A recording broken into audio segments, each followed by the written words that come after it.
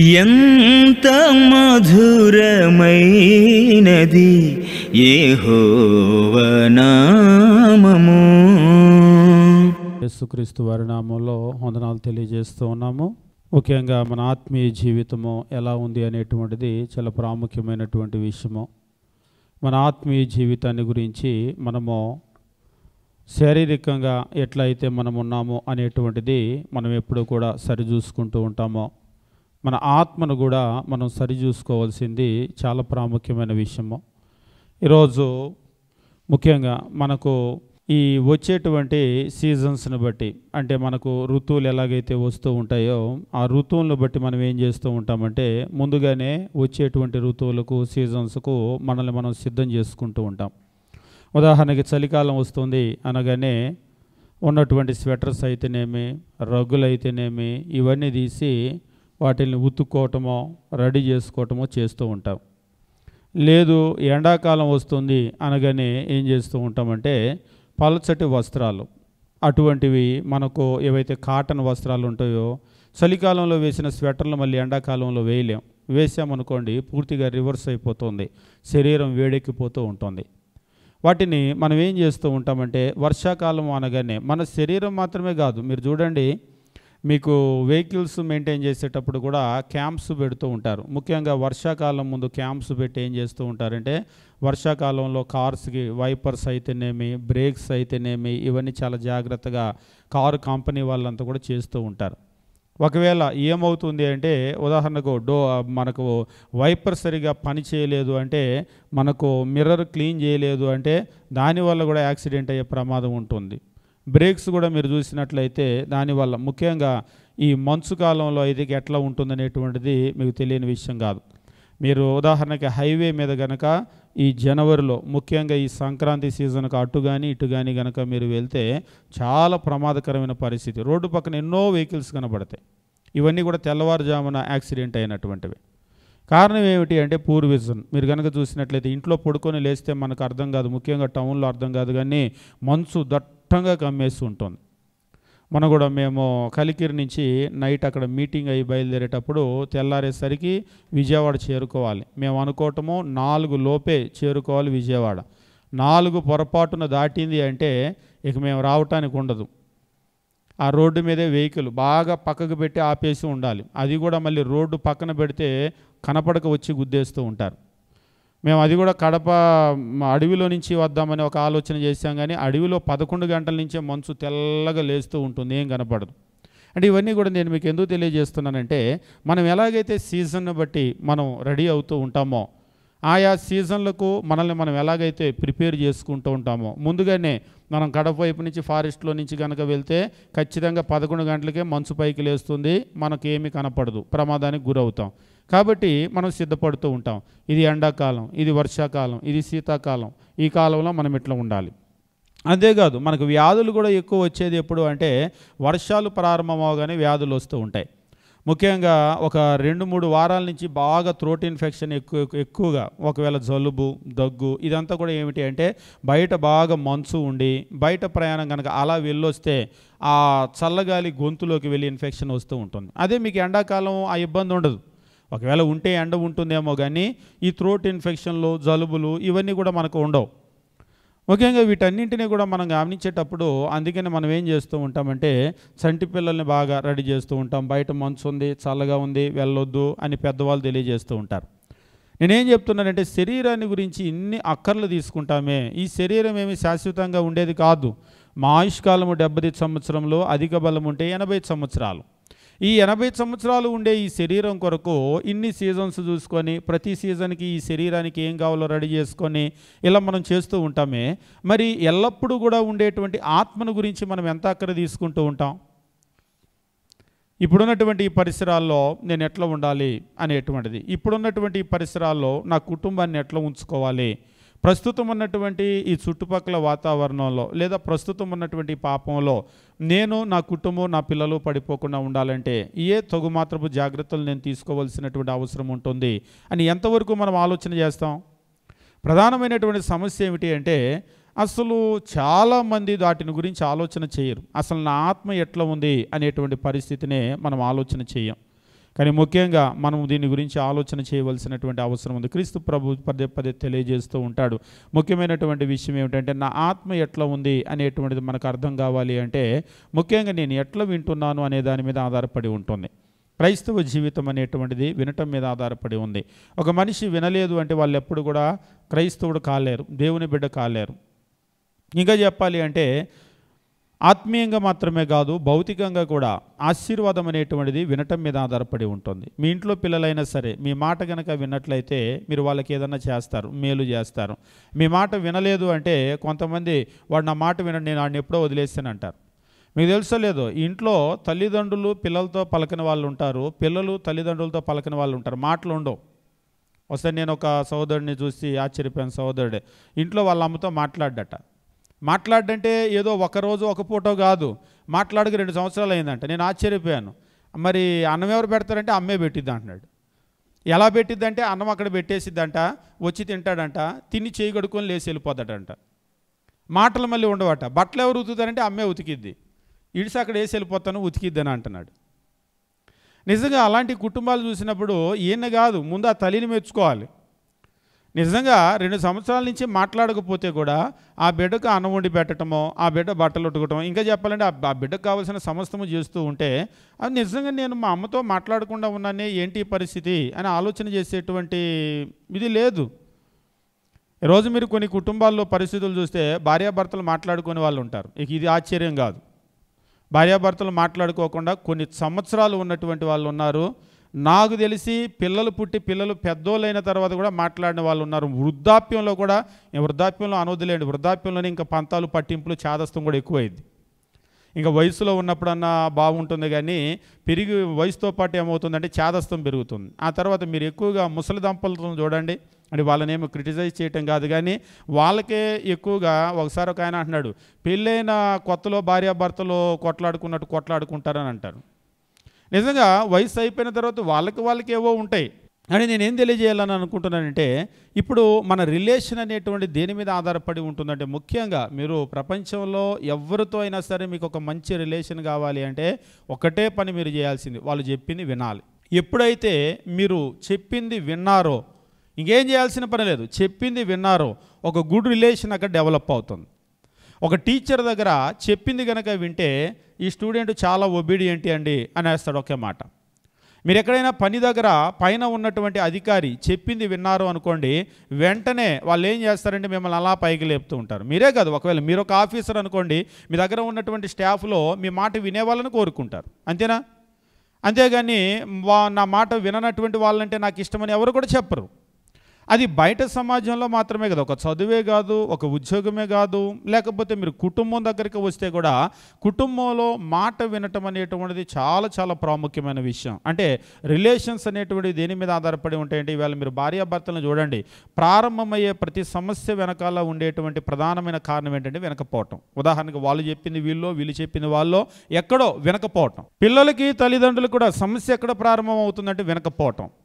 ఫైనల్గా దేవునికి మనకు కూడా సమస్య ఎక్కడ ప్రారంభమవుతుంది అంటే వినకపోవటం. కాబట్టి వినటం అనేటువంటిది ఎంత ప్రాముఖ్యమైనటువంటి విషయం అంటే మనము వినటం ద్వారా మనము సంబంధాలను కట్టుకోగలము, సంబంధాలను దృఢపరచుకోగలము. కేవలము వినకపోవటం వల్ల ఉన్నటువంటి సంబంధాలను పాడు చేసుకోగలము, ఉన్నటువంటి సంబంధాలను తెంచుకోగలము. అందుకనే క్రీస్తు ప్రభు వినటాన్ని గురించి చాలా చాలా ఎక్కువగా మాట్లాడుతూ ఉంటాడు. మనము గత కొన్ని వారాల నుంచి గమనిస్తూ ఉన్నాం.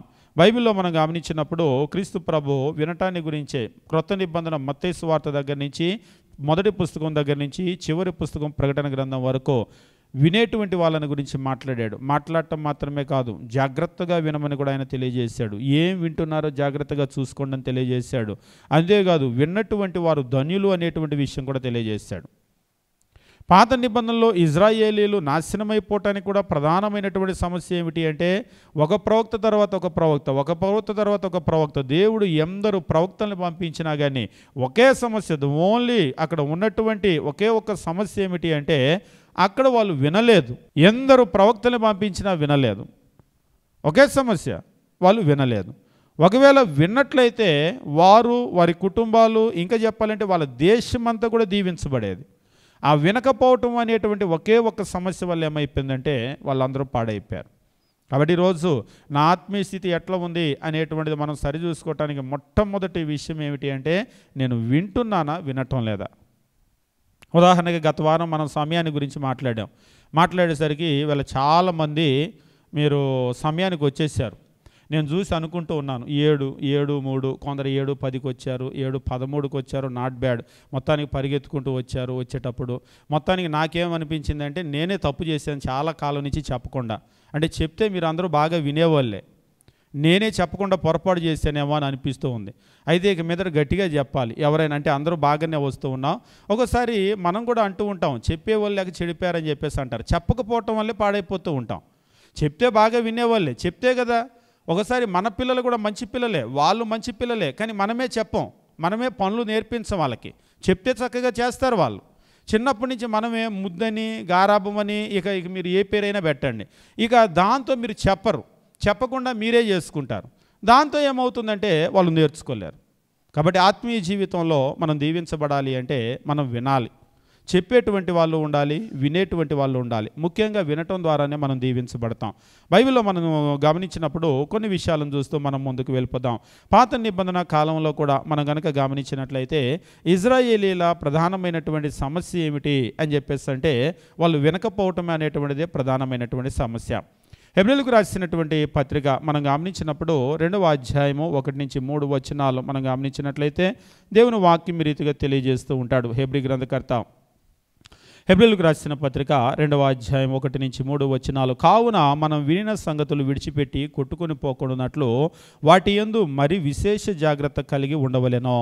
ఎందుకనగా మనం వినిన సంగతులను విడిచిపెట్టి కొట్టుకొని పోకుండానట్లు, అంటే విన్న సంగతులను విడిచిపెట్టేటువంటి అవకాశం కూడా ఉంది. కొంతమంది అయితే అసలే వినరు. కొందరు ఏం చేస్తారంటే వింటారు కానీ మరల తర్వాత విడిచిపెడతారు. ఉదాహరణకి మనకి ఎందుకు పదే చెప్పాలంటే, ఉదాహరణకి టైంకి రమ్మని చెప్పాం, ఈ వారానికి గుర్తుంది బాగానే వచ్చారనుకోండి. కొంతమంది ఏం చేస్తారంటే ఇది గుర్తుపెట్టుకొని 2 వారాలు 4 వారాలు వస్తారు బాగానే, లేకపోతే కొందరు 4 నెలలు వస్తారు. మరలా ఆ తర్వాత ఏమవుతుందంటే పాత పద్ధతి మరలా మర్చిపోతూ ఉంటాం, అంతే కదా. కొందరు ఏం చేస్తారంటే ఒకసారి చెప్తేనే, మనకు తెలుగులో ఒక సామెత ఉంటుంది, మరి మొరటుగా మోటుగా ఉంటుందేమో, మనిషికి ఒక మాట. ఇక రెండోది నేను చెప్పను, మీకు తెలుసా సామెత అంటే మమ్మల్ని అట్లా అన్నారా అనటం కాదు. ఒక్కొక్కసారి అంటే మనకు లోకంలో కూడా ఏం చేస్తూ ఉంటారంటే మనిషికి అయితే మాటే సరిపోతుంది. అది గుడ్లు అనుకోండి, పశువులు అనుకోండి, వాటికి మాట సరిపోదు. ఉదాహరణకి ఇటెళ్ళు అంటే వెళ్ళిద్ది, అది వెళ్ళదు. దాని పాట్ మనం ఒకటి పీకితే కానీ అటు పీకితే ఇటు వెళ్ళిద్ది, ఇటు పీకితే అటు వెళ్ళిద్ది. అందుకనే వాళ్ళు కూడా ఏం చేస్తారంటే, మీరు ఎప్పుడైనా ఎడ్లు బండి తోలేటప్పుడు చూడండి, ఎడ్లు బండి ఇటువైపు తిరగాలనుకోండి, వెంటనే ఏం చేస్తారు, ఇటు ఒకటి వేస్తాడు, ఇటు ఒకటి వేయగానే అటు తిరిగిద్ది. మనిషికి అది అవసరం లేదు. కానీ కొందరికి ఏంటంటే, మీరు పిల్లలప్పుడు ఉంటారు కదా, పిల్లలప్పుడు బాల్యం అప్పుడు మనం ఎట్లా ఉంటారంటే, పిల్లల్లో బాలుని హృదయంలో స్వాభావికంగా మూఢత్వము పుడుతుంది అని చెప్పేసి అన్నాడు. మీరు చిన్నతనంలో దాన్ని చూస్తారు, కానీ పెద్ద అయిన తర్వాత అట్లా ఉండకూడదు. ఎందుకంటే మనం విషయాలు నేర్చుకుంటూ ఉన్నాం, చెప్పగానే మనం వినాలి. వినటము అనేటువంటిది మనకు చాలా చాలా దీవెనకరమైనటువంటి విషయం. ఎందుకంటే వినటం ద్వారానే మన ఆత్మీయ జీవితం ఉంటుంది. కానీ ఒక్కొక్కసారి ఉన్నటువంటి ప్రమాదం ఏమిటి అంటే 2వ అధ్యాయం 1వ వచనంలో, కావున మనం వినిన సంగతులు విడిచిపెట్టి కొట్టుకొని పోకుండానట్లు అని అంటూ ఉన్నాడు. వినిన సంగతి కనుక విడిచిపెడితే ఏమైపోతామంటే కొట్టుకొని పోతాం. ముఖ్యంగా మనం విన్నంత వరకు బాగానే ఉంటుంది. మీరు పిల్లల్ని కూడా చూడండి, టీచర్ మాట విన్నంత వరకు మంచి స్టూడెంట్గా మంచి మార్కులు తెచ్చుకుంటూ ఉంటారు. ఒకసారి ఏం జరుగుతూ ఉందంటే, స్కూలు దాటి కాలేజీకి వెళ్ళినప్పుడు ముఖ్యంగా ఈ సమస్య వస్తూ ఉంటుంది. మనకైతే ఆంధ్ర రాష్ట్రంలో అయితే ఇంటర్మీడియట్ అని అంటారు. మీకు కొన్ని రాష్ట్రాల్లోకి వెళ్తే ఇంటర్మీడియట్ అంటే ఏంటో తెలియదు అసలు. మేము తమిళనాడు కూడా వెళ్ళినప్పుడు ఇంటర్ అంటే ఇంటర్ అంటే మధ్యలో అని అర్థం, అంతే కదా. ఇంటర్ అంటే అసలు వాళ్ళకి తెలియదు. ఆ తర్వాత అర్థమైంది వాళ్ళకి ఇంటర్మీడియట్ అక్కడ ఉండదు అని. నేను అడిగాను, ఉండకపోతే మీరు 10th తర్వాత మీరు కాలేజీకి వెళ్ళిపోతారా డిగ్రీకి అని అడిగాను. డిగ్రీకి వెళ్ళమో, +1 ఉంటుంది, 11వ తరగతి 12వ తరగతి. 10వ తరగతి తర్వాత 11వ తరగతి 12వ తరగతి. అప్పుడు నేను చెప్పాను మాకు అదే ఉంటుంది, కాకపోతే మేము 11ని ఫస్ట్ ఇంటర్ అని, జూనియర్ ఇంటర్ అని, 12వ తరగతిని సీనియర్ ఇంటర్ అని అంటాం. పేరు తేడా అంతే. కానీ ఒక రకంగా మనకు పెట్టినటువంటి ఆ పేరు అనేటువంటిది నిజంగా చాలా సూటబుల్ వర్డ్ అది. ఎందుకంటే ఇటు పిల్లలు కాదు, అటు మెచ్యూరిటీ వచ్చిన పెద్దలు కాదు.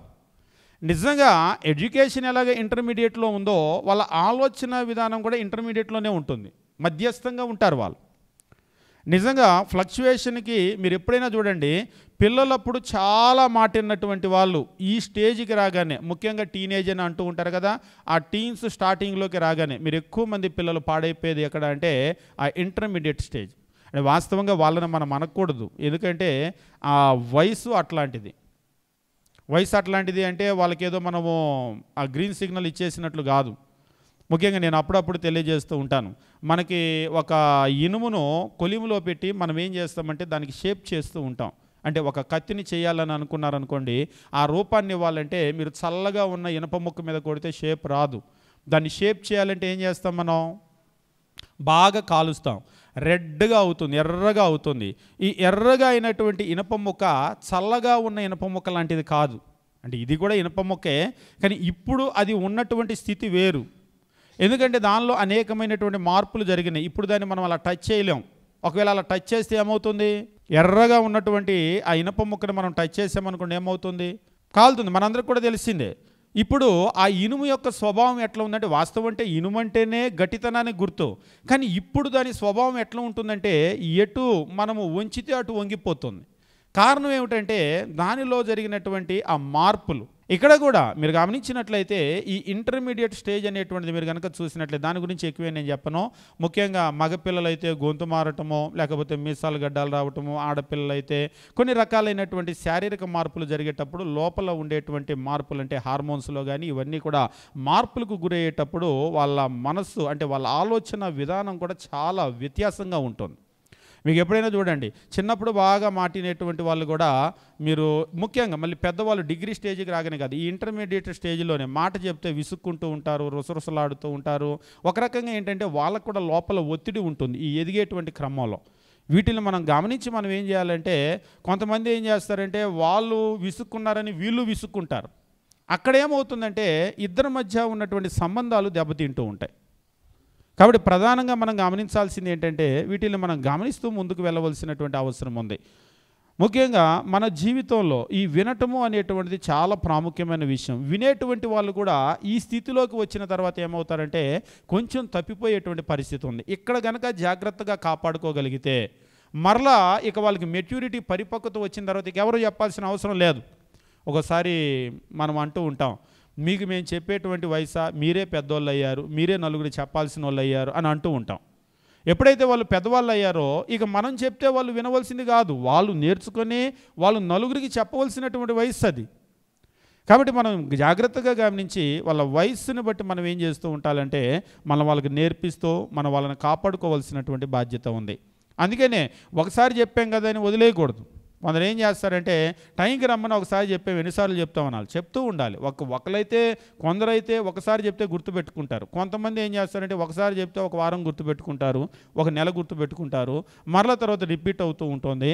మరలా మనం చెప్తూ ఉండాలి. మీరు గమనించండి, పేతురు రాసినటువంటి పత్రికలో కూడా గమనించినప్పుడు ఆయన వ్రాసినటువంటి సంగతులే మరల రాస్తూ ఉన్నాడు, వ్రాసిన సంగతులే మరల వ్రాస్తూ ఉన్నాడు. కారణం ఏమిటి?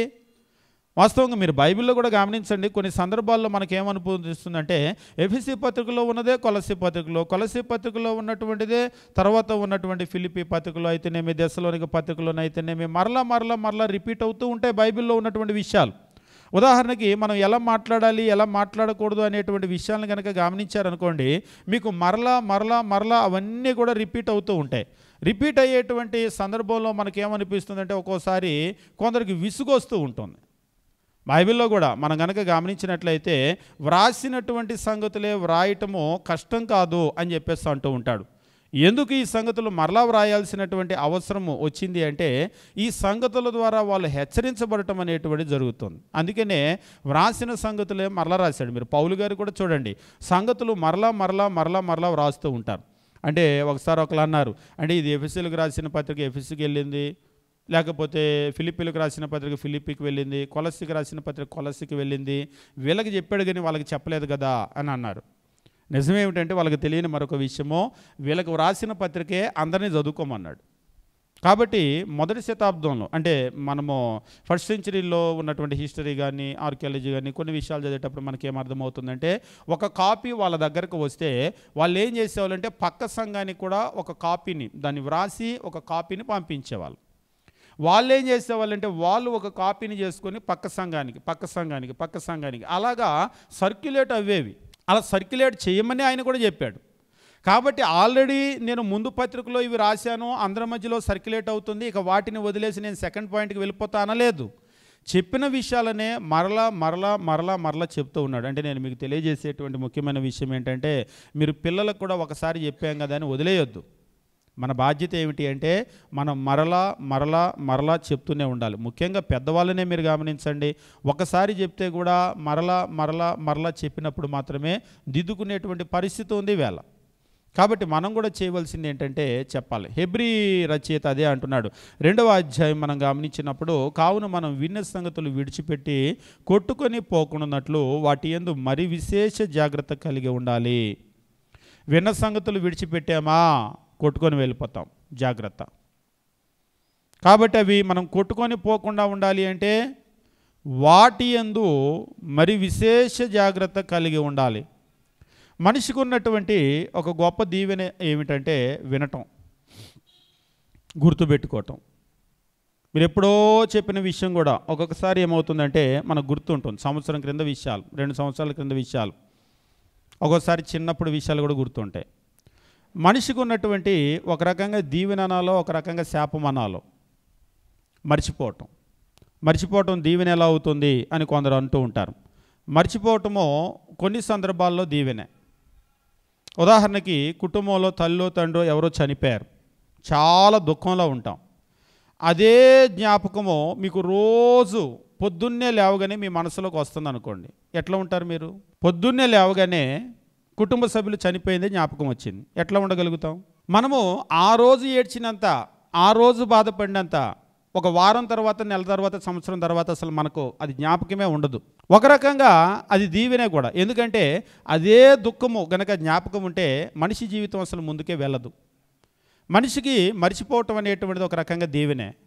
కానీ ఇందులో ఉన్నటువంటి శాపం ఏమిటి అంటే మంచి విషయాలను కూడా మర్చిపోతాం. ఏవైతే మనకు మేలు చేస్తాయో, మనం దిద్దుకోవాలో, ఇంకా చెప్పాలంటే మనల్ని దేవుని దగ్గరికి నడిపిస్తాయో ఆ విషయాలను కూడా మనం మర్చిపోతూ ఉంటాం. ఇక్కడ చెప్తూ ఉన్నాడు 2వ వచనాన్ని మనం గమనించినప్పుడు, ఎందుకనగా దేవదూతల ద్వారా పలకబడిన వాక్యము స్థిరపరచబడినందున ప్రతి అతిక్రమమును అవిధేయతయు న్యాయమైన ప్రతిఫలం పొంది ఉండగా ఇంత గొప్ప రక్షణ నిర్లక్ష్యము చేసిన యెడల ఎలాగూ తప్పించుకుందామో అట్టి రక్షణ, బాగా గమనించండి, అట్టి రక్షణ ప్రభువు బోధించుట చేత ఆరంభమైంది. రక్షణ ఎట్లా ప్రారంభమైంది అంటే ప్రభువు బోధించటం చేత ప్రారంభమైంది. ఆ రక్షణ మనకెలా వచ్చింది అంటే వినటం ద్వారా మనకు ప్రారంభమైంది. రక్షణ అనేటువంటిది ఎలా వస్తుంది అంటే అది బోధించటం ద్వారా. అటువైపు వాళ్ళు చేయాల్సింది ఏమిటంటే వినటం అనేటువంటిది చేయాలి. కాబట్టి ఈరోజు రక్షణ రావాలి ఒక మనిషికి అంటే మనం ఏదో డబ్బు పంచటమో, లేకపోతే ఇంకేదో వాగ్దానాలు చేయటమో, ఇంకేదో మేలు చేయటమో. కొంతమంది ఇవాళకి కూడా క్రైస్తవుల మీద ఒక చెడ్డ పేరు ఉంది, వీళ్ళు అవి పంచి ఇవి పంచి వాళ్ళ మతంలోకి మార్చుకుంటున్నారని. అలా ఎవరూ చేయటం లేదు. మేలు చేయటం మన బాధ్యత కాబట్టి ఎదుటి వాళ్ళకి మేలు చేస్తాం. అందుకొరకు మతంలోకి రమ్మని ఎవరూ అనటం లేదు. ఒకవేళ అనేవాళ్ళు కొందరు ఉన్నారేమో, కానీ ప్రభు అయితే మనకు ఆ ప్రిన్సిపల్ చెప్పలేదు. ఆయన ఏం చేశాడు అంటే ఆయన బోధించాడు, దేవుని మాటలను ఆయన బోధించాడు. దాన్ని ఎవరైతే విన్నారో ఆయన మార్గాన్ని అనుసరించారు. అంతేకాదు ఆయన శిష్యులకు చెప్పినప్పుడు కూడా ఆయన మీరు సర్వలోకమునకు వెళ్ళి సర్వసృష్టికి సువార్త ప్రకటించండి అని చెప్పాడు. నమ్మి బాప్తిసం పొందినవాడు అంటే ఎవరైతే విన్నారో, విని దానికి విధేయతను చూపించారో, విని లోబడినటువంటి వారు ఆ దీవెన పొందుతారు. కాబట్టి మనము వినటము అనేటువంటిది చాలా ప్రాముఖ్యమైనటువంటి విషయం. ఎందుకు అంటే మనం విన్నప్పుడు మనం లోబడతాం. ఆ విన్నటువంటి విషయాలను మర్చిపోయాము అంటే మాత్రమో ఖచ్చితంగా మనం ఏం చేస్తామంటే మరల విడిచిపెట్టేస్తాం. గుర్తున్నంత వరకు బాగానే ఉంటుంది, మర్చిపోతే మనం ఏం చేస్తాము? ఉదాహరణకు సంగతులు మనం మర్చిపోయాం. సంగతులు మనం మర్చిపోయినప్పుడు మనం ఏం చేస్తాము? ఒకసారి వంట చేసేటువంటి విషయాల్లో కూడా ఇప్పుడు మీరు యూట్యూబ్లో చూసి మంచి వంట చేశారు అనుకోండి, అచ్చంగా యూట్యూబ్లో ఉన్నట్లుగానే వచ్చింది, బ్రహ్మాండంగా తయారైంది వంట, మంచి రుచిగా కూడా ఉంది, అందరూ భలే ఉంది అని అడిగారు. ఆ తర్వాత మరలా ఆ వంట ఎప్పుడు చేయలేదు, సంవత్సరం అయిపోయింది. గుర్తుపెట్టుకొని అలా చేయగలుగుతారా? ఇప్పుడు కాదు, కానీ పాతకాలంలో అయితే పచ్చళ్ళు ఎలా పట్టాలో నోట్బుక్లో రాసుకునేవాళ్ళు. ఉప్పు ఎంత వేయాలి, కారం ఎంత వేయాలి, ఏది ఎంత వేయాలి, కొలతలన్నీ కూడా రాసుకునేవాళ్ళు. మీరు నమ్మినా నమ్మకపోయినా వంటలు చేయడానికి కూడా పుస్తకాలు ఉండేవి. శాకాహార వంటలు, మాంసాహార వంటలని ఒకప్పుడు పుస్తకాలు ఉండేవి. అవన్నీ కూడా జాగ్రత్తగా చదువుకొని, ఎందుకు పుస్తకాలు రాసి పెట్టుకోవటం అంటే మనిషికి గుర్తుండదు. కాబట్టి ఏం చేస్తారంటే వాటిని చక్కగా రాసి పెట్టుకొని, నేను కూడా చిన్నప్పుడు పుస్తకాలు చదివేవాడిని. ఈ శాకాహార వంటలు, మాంసాహార వంటలు కాదు, కానీ ఈ జ్యూసులు ఎలాగ చేయాలి, లేకపోతే కొన్ని రకాలైనటువంటి జామ్లు ఎలా చేయాలి, జామ్స్ అండ్ జెల్లీస్ అని ఉంటాయి కదా, లేకపోతే ఇలాంటి ఆహారాలు, చాలా రకాలైన ఆహారాలు, అంటే బయట దేశాల వాళ్ళు ఏం తింటారనే ఒక ఆసక్తి ఉండేది. దాంతో అన్ని దేశాల వాళ్ళు ఎటువంటి వంటలు చేస్తారో అవన్నీ చదువుతూ ఉంటాను. అంటే అన్నీ చేయను, ట్రయల్స్ ఏమి వేయం, జస్ట్ చదువుతాం అంతే. అవి చదువుతూ ఉంటాం. చదివినటువంటి విషయాలు నిజంగా మీరు గమనించండి, రాశారు కాబట్టి, భద్రపరిచారు కాబట్టి తరువాత తరానికి వస్తూ ఉంటుంది ఆ రాసి భద్రపరిచింది. అదే ఒకవేళ రాయకపోతే, ఈరోజు ఒక వంటే అది ముఖ్యమో అనుకొని నేను మర్చిపోతానని నువ్వు జాగ్రత్తగా రాసుకుంటే, మరి దేవుని మాటలు ఇంకెంత జాగ్రత్తగా రాసి పెట్టుకోవాలి, ఇంకెంత జాగ్రత్తగా చదువుకోవాలి, ఇంకెంత జాగ్రత్తగా మనం వాటిని పాటించవలసిన అవసరం ఉంటుంది. కాబట్టి ఇక్కడ దేవుని వాక్యం మనకేం తెలియజేస్తున్నాడు, ఇంత గొప్ప రక్షణ మనం నిర్లక్ష్యం చేసిన వాళ్ళు ఎలాగూ తప్పించుకుందామో అటు రక్షణ ప్రభు బోధించుట చేత ఆరంభమైంది అని అంటూ ఉన్నాడు. కాబట్టి మన బాధ్యత ఏమిటి అంటే ఆయన బోధించినటువంటి ఆ మాటలు, మనం విన్నటువంటి ఆ మాటలు మనం విడిచిపెట్టకూడదు. మనం విడిచిపెట్టామా మనం కొట్టుకొని వెళ్ళిపోతాం. కాబట్టి మనం విన్నటువంటి మాటలు విడిచిపెట్టకూడదు, జ్ఞాపకం ఉంచుకోవాలి. నేను మరలా తెలియజేస్తున్నాను, జ్ఞాపకం ఉంచుకోవాలి అంటే మనిషి ఏమి ఒక రోబో కాదు, లేకపోతే ఒక కంప్యూటర్ కాదు. మీరు కంప్యూటర్లో లోపల ఏదైనా ఒక సమాచారాన్ని మీరు ఫీడ్ చేయండి, స్టోర్ చేయండి. స్టోర్ చేస్తే సంవత్సరం తర్వాత మరలా వచ్చి ఆ ఫైల్ ఓపెన్ చేశారు, ఎంత మర్చిపోతుంది, ఎంత బయటికి ఇస్తుంది? సంవత్సరం క్రితం నువ్వు పెట్టిన ఫైల్ కదా, లోపల 50% మర్చిపోయాను, 50% మాత్రం బయటికి తీసుకో అంటుంది అది? అనదు. మీరు పోనీ 10 సంవత్సరాల తర్వాత మరలా ఆ ఫైల్ ఓపెన్ చేయండి, ఎంత మర్చిపోతుంది, ఎంత బయటికి ఇస్తుంది? ఇంకా చెప్పాలి అంటే 0.0001% కూడా అందులో మర్చిపోతుంది. ఎందుకంటే అదే హ్యూమన్ కాదు. ఇప్పుడు ఒకసారి మనుషుల గురించి ఆలోచన చేద్దాం. సంవత్సరం క్రితం ఒక విషయాన్ని చెప్పాం, సంవత్సరం తర్వాత అడిగాం, ఎంత గుర్తుంటుంది? పోయిన సంవత్సరం చదివిన పాఠాలు ఇప్పుడు అడిగారు అనుకోండి పిల్లల్ని, ఒకసారి అడిగి చూడండి. పోయిన సంవత్సరం కాదు, నిన్న చదివింది అడగండి, వేళ ఎంత గుర్తుంటుంది? మేము అప్పుడప్పుడు బైబిల్ స్కూళ్ళలో కూడా చెప్తూ ఉంటాం, కంఠస్థ వాక్యాలు బాగా చదివిస్తూ ఉంటాం. తెగ్గ చదువుతూ ఉంటారు. చదివి వాళ్ళు రాయటం కూడా కంఠస్థ వాక్యాలు కొందరు రాస్తూ ఉంటారు, డిట్టో దించేస్తూ ఉంటారు. 100కు 100 మార్కులు వస్తూ ఉంటాయి, 100కు 100 మార్కులు. అయితే మరలా వచ్చే నెల కంఠస్థ వాక్యాలు చదువుతాం, మరలా ఇంకొక 50 వాక్యాలు చదివిస్తాం, మళ్ళీ రాస్తారు, ఇంకొక 100 వస్తాయి, మళ్ళీ రాయిస్తాం. అలా మేము ప్రతి నెల రాయిస్తూ ఉంటాం. కొందరు ఏం చేస్తారో తెలుసా, పోయిన నెల వాక్యాలన్నీ చదువుతారు కదా, ఆ వాక్యాలన్నీ బ్రెయిన్లో నుంచి తీసేసి కొత్త వాక్యాలు 50 ఎక్కిస్తారు. ఈ నెల రాసేటప్పుడు ఈ నెల రాసేయే గుర్తుంటాయి. వచ్చే నెల ఏం చేస్తారంటే ఇవన్నీ లోపల డిలీట్ చేసి మళ్ళీ కొత్త 50 ఎక్కిస్తారు. మీరు చివరి నెల వచ్చిన తర్వాత ఎన్ని గుర్తున్నాయంటే ఆ నెల 50 గుర్తుంటాయి. ఒకసారి మేము చూస్తూ ఉంటాం, 100కు 100 మార్కులు వచ్చినటువంటి వాళ్ళకు కూడా చివరి నెల వచ్చేసరికి ఆ నెలే గుర్తుంటాయి. మహా కష్టపడితే ముందు నెలలో ఏమైనా మేనేజ్ చేయగలుగుతారు. ఇంకా అడిగామనుకోండి, అది ఎప్పుడో సంవత్సరం క్రితం చదివాం కదా అని అంటారు. అదే ఒక రోబో అలా కాదు, ఒక కంప్యూటర్ అలాగే కాదు. అంటే మనిషికి ఉన్నటువంటి ఒక బలహీనత ఏమిటి అంటే మనం ఎక్కువ విషయాలను జ్ఞాపకం ఉంచుకోవడానికి అవకాశం లేదు. అందుకనే మేము ఎప్పుడూ తెలియజేస్తూ ఉంటాం, వాక్యం చదివేటువంటి పద్ధతి ఏమిటి అంటే కంఠస్థ వాక్యాలు చదివేటప్పుడు ఈ నెల 50 వాక్యాలు చదివి వచ్చే నెల ఈ 50 ఆ 50 కలిపి చదవండి. ఈ 50 ఆల్రెడీ మీకు వచ్చు, జస్ట్ ఒకసారి చూసుకోండి, ఆ 50 చదవండి, 100 అవుతాయి. మూడో నెల మీరు చదివేటప్పుడు ఏం చేస్తారంటే ఆ కొత్త 50 చదివేటప్పుడు వీటిని మరొకసారి చూసుకొని 100 ఆ 50ని అట్లా యాడ్ చేసుకుంటూ వెళ్తే చివరి నెల వచ్చేసరికి మీ లోపల మొత్తం ఉంటాయి. ఏం లేదు, వచ్చినటువంటివే కదా, వచ్చిన దాన్ని మీరు ఎప్పుడైనా సరే అంతకుముందు చదివిన దాన్ని జస్ట్ ఇలా కళ్ళతో చూడండి, చూసుకుంటూ వెళ్ళండి, సరిపోతుంది. మనకి ఎగ్జామ్ జరిగేటప్పుడు కూడా పిల్లలకి ఎప్పుడూ చెప్తూ ఉంటారు, ముందే పాఠాలన్నీ కూడా చదివేసి కనుక ఉంటే ఎగ్జామ్స్ అప్పుడు జస్ట్ చూసుకుంటే సరిపోతుంది. ఎందుకంటే కళ్ళతో అలా చూస్తూ ఉంటేనే జ్ఞాపకం వచ్చేస్తూ ఉంటుంది. కానీ మనం చేసే పెద్ద తప్పు ఏంటంటే ఒకసారి చదివిందని వదిలేస్తాం, ఇంకా మళ్ళీ ఎప్పుడు కూడా చూడం. అంటే నేను ఆల్రెడీ చదివాను కదా అని అనుకుంటూ ఉంటాం. మనిషికి ఉన్నటువంటి ఒక బలహీనత ఏమిటంటే మనం చాలా బాగా మర్చిపోతాం. అందులో కనుక పోటీలు పెడితే ర్యాంక్ 1లు చాలామందికి ర్యాంక్ 1లు వస్తాయి మర్చిపోయేటువంటి విషయంలో. అంటే మనిషి ఇప్పుడు నిజంగా ఇవాళ రేపు కనుక చూసినట్లయితే ఒకప్పుడు చాలా పెద్ద వయసు అయితే కానీ మతిమరుపు వచ్చేది. కానీ ఇప్పుడు పరిస్థితి ఎలా ఉందంటే చిన్న చిన్న వయసులోనే అన్నీ మర్చిపోతూ ఉన్నారు, మతిమరుపులు వచ్చేస్తూ ఉన్నాయి. ఒకసారి నేను ఈ మతిమరుపుని గురించి అధ్యయనం చేస్తూ చదువుతూ ఉన్నాను. నేను కూడా చాలా విషయాలు మర్చిపోతూ ఉంటాను. నాకు ప్రధానంగా గుర్తుండేది ఏంటంటే బైబిల్ వాక్యం మాత్రమో 10 సంవత్సరాల క్రితం చెప్పింది కూడా గుర్తుంటుంది.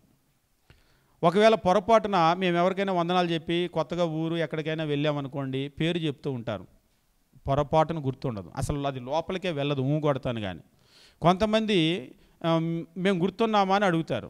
మనిషి ముఖం చూసినప్పుడు మాత్రం గుర్తుంటుంది. ఎక్కడ చూశారు చెప్పండి అంటారు, అది పరీక్ష పెట్టినట్లే. ఎక్కడ చూశారు చెప్పండి అంటే చెప్పటం వల్ల కాదు, మీరే చెప్పండి అని అంటాం. ఎందుకంటే చాలామందిని చూస్తాం కదా, గుర్తుపెట్టుకోలేం. ఉదాహరణకి ఇవన్నీ గుర్తుపెట్టుకున్నాం అనుకోండి, లోపల మనది కూడా ఒక హార్డ్ డిస్కే. ఈ హార్డ్ డిస్క్ నిండా పేర్లు, ఇంటి పేర్లు, ఊర్లు ఎక్కించుకున్నాం అనుకోండి, ఇంకా దీనికి ఖాళీ ఉండదు. మా సహోదరులు కొంతమంది ఉన్నారు, ఇంటి పేరుతో సహా గుర్తుపెట్టుకుంటారు. ఒకళ్ళు ఎవరైనా పేరు చెప్పారు అంటే ముందు ఇంటి పేరు ఏంటి అని అడుగుతారు. నేను అడుగుతాను, ఇంటి పేరు కూడా అడుగుతున్నారు, గుర్తుపెట్టుకుంటారంటే మరి ఇంటి పేరేగా గుర్తుండేది అని అంటారు. ఇంటి పేరుతో సహా గుర్తుపెట్టుకుంటారు. వాక్యం అడగండి, వాక్యం అడిగితే అది లోపలికి వెళ్ళదు. ఇవన్నీ గుర్తుపెట్టుకొని అవి లోపల వదిలేస్తూ ఉంటాం. నేను చెప్పాలనుకున్న విషయం ఏమిటి అంటే, మనకి ప్రపంచంలో అన్ని ఇంపార్టెంట్ విషయాలు కాదు, ఏది మనకు ముఖ్యమైన విషయమో దాన్ని మాత్రమే కంప్యూటర్లో మనం ఉంచుకొని అవసరం లేని ఫైల్స్ ఎలాగైతే డిలీట్ చేసేస్తూ ఉంటామో, ఇది కూడా మన హ్యూమన్ బ్రెయిన్ కూడా అలాంటిది. ఇంకా చెప్పాలి అంటే కంప్యూటర్ కావచ్చు, ఏవైనా కావచ్చు, మనిషిని చూసే క్రియేట్ చేస్తూ ఉంటారు అవన్నీ కూడా. కాబట్టి మీ లోపల ఉండేటువంటి విషయాలు అంటే కంప్యూటర్ లాంటిదే, కానీ కంప్యూటర్ లాగా 10 సంవత్సరాల క్రితం ఇచ్చినటువంటి ఫైల్ తిరిగి రాదు, 100% రాదు. రావాలి అంటే ఇందాక చెప్పాను కదా, ఒక సూత్రం ఏమిటి అంటే మరలా వాటిని చూస్తూ ఉండాలి, మరలా వాటిని చదువుతూ ఉండాలి. అందుకనే మనం బైబిల్లో కనుక గమనించినట్లయితే ఈ విషయాలను చదవమని చెప్పేసి బాగా అన్నాడు. మనం వినటం మాత్రమే సరిపోదు, మరలా దీన్ని ఏం చేయాలంటే మనం మరలా మనం చదువుతూ ఉండాలి. మనం వినటం అనేటువంటిది ప్రాముఖ్యమైన విషయం. విన్న విషయాలను వదిలిపెట్టకుండా ఉండాలి అంటే మరలా వాటిని వింటూ ఉండాలి. మనం గమనించేటప్పుడు మత్తయి సువార్త మనం చూసినట్లయితే దేవుని వాక్యం ఈ రీతిగా తెలియజేస్తూ ఉంటాడు. మత్తయి సువార్తలో మనం గమనించినప్పుడు మనము వినకపోతే జరిగేటువంటి ఒక ప్రమాదం ఏమిటి అని చెప్పేసి అంటే, మనము దేవుని వాక్యాన్ని తృణీకరించేటువంటి ఒక అవకాశం అనేటువంటిది ఏర్పడుతుంది. మత్తయి సువార్త మనం గమనించినప్పుడు 10వ అధ్యాయంలో దేవుని వాక్యం రీతిగా తెలియజేస్తూ ఉంటాడు. 10వ అధ్యాయము 14 మరియు 15 వచనాలను మనం గమనించినప్పుడు, ఎవడైనా మిమ్మల్ని చేర్చుకొనక మీ మాట వినకుండిన యెడల మీరు ఆ ఇంటినైనను ఆ పట్టణంనైనను విడిచిపోనప్పుడు మీ పాదధూళి దులిపివేయుడి. ఇక్కడ తెలియజేస్తూ ఉన్నాడు, మీరు వెళ్ళి దేవుని వాక్యాన్ని ప్రకటించండి ఊర్లలో. అపోస్తుల్ని పంపిస్తూ ఉన్నాడు. ఎవరైనా మీ మాట వినకపోతే ఏం చేయాలట? మాట విననటువంటి వాళ్ళని, ఈ ప్రిన్సిపల్ కొంచెం కఠినంగా ఉంటుంది. ఎవరైనా మాట చెప్తే వినకపోతే ఏం చేయాలి? పోనీ మన ఇళ్లలో విననటువంటి వాళ్ళని మనం ఏం చేస్తాము? మాట అస్సలు వినటం లేదు, ఏం చేస్తాము? ఇందాక నేను చెప్పాను కదా, 2 సంవత్సరాల నుంచి తల్లితో పలకట్లేదు, ఒక రకంగా మాట విననట్టే. అయినా సరే చక్కగా వండి పెడుతుంది, అయినా సరే చక్కగా బట్టలు ఉతికి పెడుతుంది, అయినా సరే ఒక కొడుకుగా చేయాల్సినటువంటి అన్ని విషయాలు కూడా చేస్తూనే ఉంటారు మనల్లో. అయితే అదే ఇజ్రాయేలీలో కనుక మనం గమనించినట్లయితే మాట వినకపోవటం అనేటువంటిది చాలా చాలా సీరియస్ విషయం. ద్వితీయోపదేశకాండము మనం గమనించినప్పుడు 21వ వచనాన్ని మనం గమనించినట్లయితే, ద్వితీయోపదేశకాండం 21వ అధ్యాయం 18వ వచనం, ఒకని కుమారుడు మొండివాడై తిరగబడి తండ్రి మాట కానీ తల్లి మాట కానీ వినక ఉండి. ద్వితీయోపదేశకాండము 21వ అధ్యాయం 18వ వచనంలో, ఒకని కుమారుడు మొండివాడై తిరగబడి తండ్రి మాట కానీ తల్లి మాట కానీ వినకపోతే ఏం చేయమంటున్నాడు? చక్కగా వండి పెట్టమంటున్నాడు. రోజు బట్టలు ఉతికి పెట్టడం, వండి పెట్టడం అన్నీ ఎప్పుడులాగానే. మరి కన్నాం కదా, తప్పేది ఏముంది? ఇవాళ రేపు ఏ ఇంట్లో అయినా చూడండి, మాట వినకపోయినా మరి కన్నాం కదా, తప్పేది ఏముంది? కన్నాం కదా, తప్పేది ఏముంది? ఇజ్రాయేలీలో అయితే తప్పుతుంది, అంటే ఇప్పుడు అలా చేయమని కాదు దాని అర్థము. వాళ్ళనైతే ఏం చేయమన్నాడు చూడండి. ఇజ్రాయేల్లో అయితే మీరు చూసినట్లయితే మాట వినకయుండి వారు అతని శిక్షించిన తరువాతయు, అంటే మాట వినకపోతే ఫస్ట్ ఏం చేయమంటున్నాడు? మాట వినకపోతే తల్లిదండ్రుల బాధ్యత ఏమిటి అంటే శిక్షించాలి. ఇవాళ నేను చాలామంది తల్లిదండ్రులను అడుగుతూ ఉంటాను, పిల్లల్ని మీరు కొడతారా అని. వాళ్ళు నాకెళ్ళి విచిత్రంగా చూస్తారు. అదేంటి సేవకుడు అయ్యి ఉండి దైవజనుడు అయ్యి ఉండి కొడతారా అని అంటున్నాడు, పిల్లల్ని కొట్టమని అంటున్నాడు. నిజంగా అంటే కొట్టమనటం అనేటువంటిది తప్పేం కాదు. పిల్లల్ని కొట్టమని బైబిల్ చెప్తూ ఉన్నాడు. కొట్టకపోతే తప్పు. బైబిల్ ప్రకారము పిల్లల్ని కొట్టకపోతే తప్పు. ఒక్కొక్కరు చాలా గొప్పగా పిల్లల ఒంటి మీద చెయ్యకుండా పెంచామండి అని అంటూ ఉంటారు. నిజంగా అలాంటి పిల్లల గురించి ఒక క్వశ్చన్ మార్క్ పెట్టాలి. చెయ్యి వేయకుండా పెంచారు అంటే ఖచ్చితంగా వాళ్ళు మాట వినరు. మీరు నమ్ముతారో నమ్మరో కానీ ఒకసారి తల్లిదండ్రులు మాట్లాడేటప్పుడు పిల్లలు చూపులు చూడండి, పైనుంచి కిందకి సీరియస్గా చూస్తూ ఉంటారు తల్లిదండ్రుల వైపు. తల్లిదండ్రులే ఎందుకులే జనాల ముందు సిగ్గుపోయిద్దని చెప్పేసి వాళ్ళు ఏం చేస్తారంటే వాళ్ళే మాట తిప్పుకుంటూ ఉంటారు. అప్పుడప్పుడు మనం గమనిస్తూ ఉంటాం. మీరు బయట సమాజంలో చూడండి, తల్లిదండ్రులు మాట్లాడుతూ ఉంటే వీళ్ళు అంటే జనాల ముందు కదా, అంటే ఇక్కడ కాబట్టి ఇలా ఉంది కానీ ఇంట్లో అయితే ఎట్లుండేదో అని నేను ఊహించుకుంటూ ఉంటాను. జనాలందరి ముందు కాబట్టి సీరియస్గా చూసి వదిలేస్తున్నారు, పైనుంచి కిందకు చూస్తారు సీరియస్గా. అదే ఇంట్లో అయితే ఒక రకంగా మనమే ఏం చేస్తూ ఉన్నామంటే వినటం అనేటువంటిది నేర్పించటం లేదు వాళ్ళకి. వినటం అనేటువంటిది కనుక నేర్పించకపోతే మనకు లోకంలో చెప్తారు, మొక్కై వంగనది మానై వంగదు. వంచాలి అంటే ఖచ్చితంగా మొక్కగా ఉన్నప్పుడే. వంచవలసినటువంటి బాధ్యతను దేవుడు తల్లిదండ్రులకు ఇచ్చాడు. నిజంగా ఆ బాధ్యతే ఇవ్వకపోతే మనకు కూడా జంతువుల్లాగా పెట్టేవాడు. అమ్మ నాన్న కుటుంబము వ్యవస్థ ఉంచేవాడు కాదు. ఈ కుటుంబ వ్యవస్థ యొక్క బాధ్యత ఏమిటి అంటే పిల్లలకి ఆస్తిపాస్తులు సంపాదించటము, ఇంగ్లీష్ మీడియంలు కాన్వెంటులు మాత్రమే కాదు, వాళ్ళకి నేర్పవలసినటువంటి బాధ్యత తల్లిదండ్రుల మీద పెట్టాడు. ఇక్కడ అంటూ ఉన్నాడు, ఒకవేళ వాళ్ళు తల్లిదండ్రులుగా వాళ్ళు మాట చెప్తూ ఉన్నారు, మంచిగా చెప్తున్నారు, కానీ వినటం లేదు, మొండివాడు అవుతున్నాడు, తిరగబడుతున్నాడు. అంతేకాదు ఇక్కడ చెప్తున్నాడు, వారు అతన్ని శిక్షించిన తరువాత అతడు వారికి విధేయుడు కాకపోయిన యెడల అతని తల్లిదండ్రులు అతని పట్టుకుని ఊరి గవిని యొద్ద కూర్చుండి పెద్దల యొద్దకు అతను తీసుకుని వచ్చి, మా కుమారుడైన వీడు మొండివాడై తిరగబడి ఉన్నాడు, మా మాట వెనక తిండిపోతూ త్రాగుబోతూ ఆయనని ఊరు పెద్దలతో చెప్పాలి. అయ్యా వీడు మా మాట వినటం లేదు అని తీసుకెళ్ళి అక్కడ ఊరి పెద్దల దగ్గర పెట్టాలట. ఊరి పెద్దల దగ్గర పెడితే ఊరి పెద్దలు ఏం చేయాలంటే ఇక్కడ చెప్తూ ఉన్నాడు 20వ వచనంలో, ఆ మాట వినక మా కుమారుడైనటువంటి వీడు మాట వినటం లేదని చెప్పేసి అన్నారు కదా, అప్పుడు ఊరి ప్రజలందరూ రాళ్లతో అతన్ని చావగొట్టాలి అని. ఇందులో నేను చెప్పాలనుకున్న ప్రిన్సిపల్ ఏంటంటే రాళ్లతో కొట్టమని చంపటం కాదు, విననటువంటి వాళ్ళను ఊరిలో పెట్టుకోవద్దు అని దేవుడు చెప్తున్నాడు. అంటే దాని అర్థం ఏమిటి అంటే దేవుడు ప్రతి బిడ్డ కూడా అంటే తన బిడ్డలందరూ కూడా మనుషులందరూ కూడా మాట వినేవాళ్ళే ఇజ్రాయేల్ దేశంలో ఉండాలి. తన ప్రజలందరూ కూడా వినేటువంటి వాళ్ళే ఉండాలి. వినని వాడు ఎవడు నాకు వద్దు అని దాని అర్థం. అందుకే నేను ఇప్పుడు ఏం చేశాడంటే ఒక దేశాన్ని కాకుండా అసలు దేవుడు పాత నిబంధనలో ఇజ్రాయేలీలు దేవుని ప్రజలు. ఈ ఇజ్రాయేలీల్లో మాట వినేవాడు ఉంటాడు, విననివాడు ఉంటాడు, మొండివాడు ఉంటాడు. అందుకే దేవుడు ఏం చేస్తాడంటే తల్లిదండ్రులకు ఆ బాధ్యతను అప్పగించాడు. అప్పగించి ఇజ్రాయేలీల్లో పుట్టగానే దేవుని బిడ్డ అవుతాడు. కానీ ఒకవేళ వాడు మొండివాడు అయ్యాడు అనుకోండి, మాట వినలేదనుకోండి, అప్పుడు వాడిని తీసేయండి, కొట్టేయండి, రాళ్ళతో కొట్టేసేయండి వాడిని అని అంటున్నాడు. కానీ క్రొత్త నిబంధనలో అయితే అసలు లోపలికి తీసుకోవటమే తన బిడ్డలుగా మాట విన్నటువంటి వాళ్ళను వినే వాళ్ళనే లోపలికి తీసుకుంటున్నాడు. కాబట్టి అసలు క్రైస్తవుల్లో మాట విననటువంటి వాళ్ళు ఎవరు కూడా ఉండరు, ఉండకూడదు.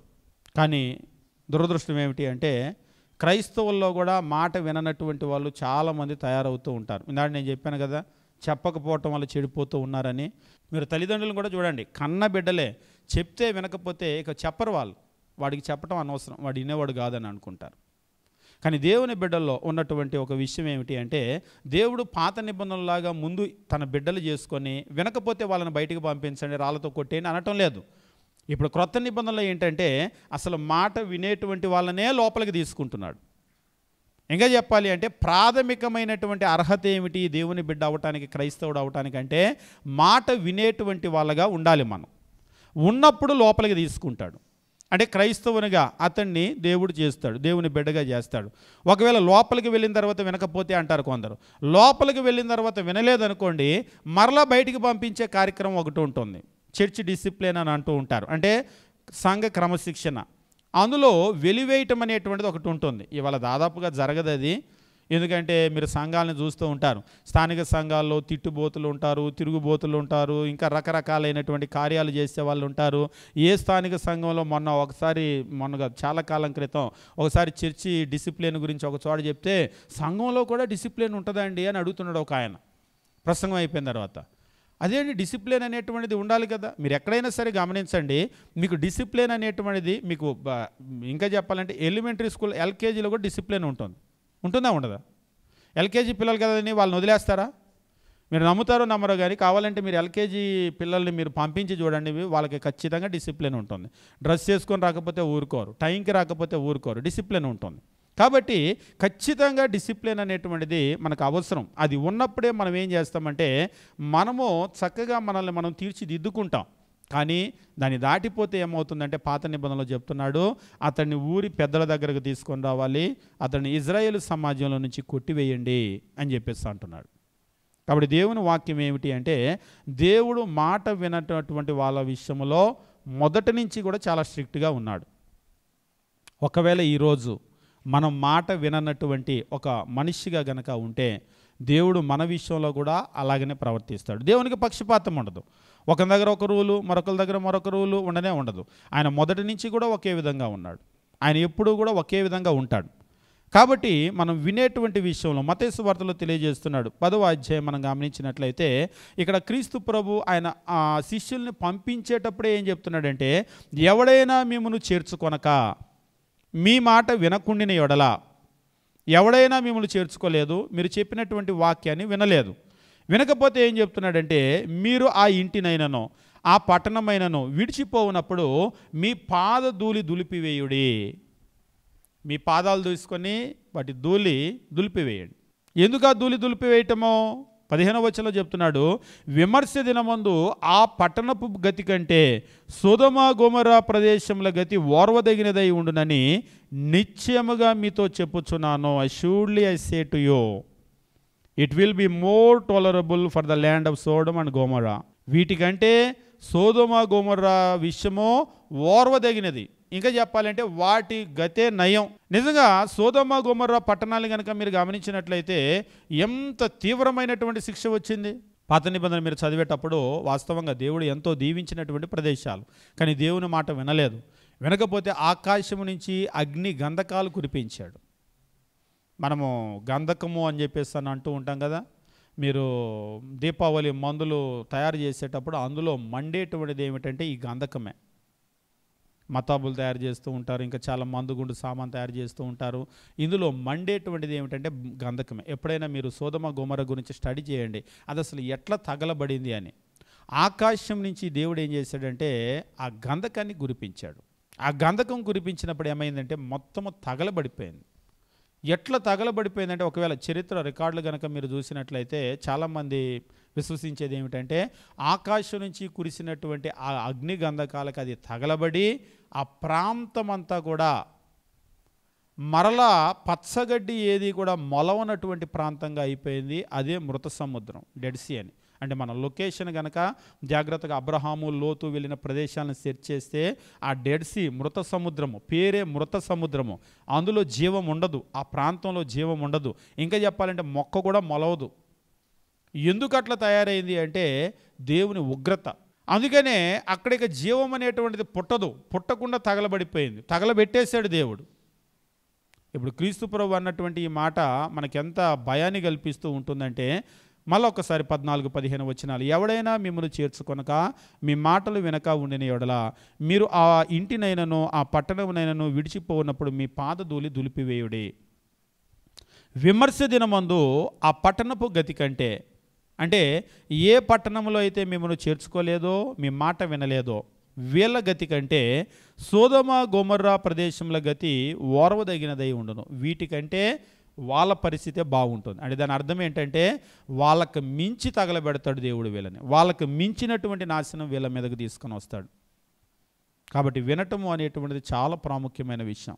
దేవుని మాట కనుక వినలేదు అంటే, మీరు బైబిల్ ఎప్పుడైనా సరే చదివేటప్పుడు మొదటి నుంచి మీరు స్టడీ చేయండి. ఆశీర్వాదము, శాపము, ఈ రెండు ఉంటాయి కదా.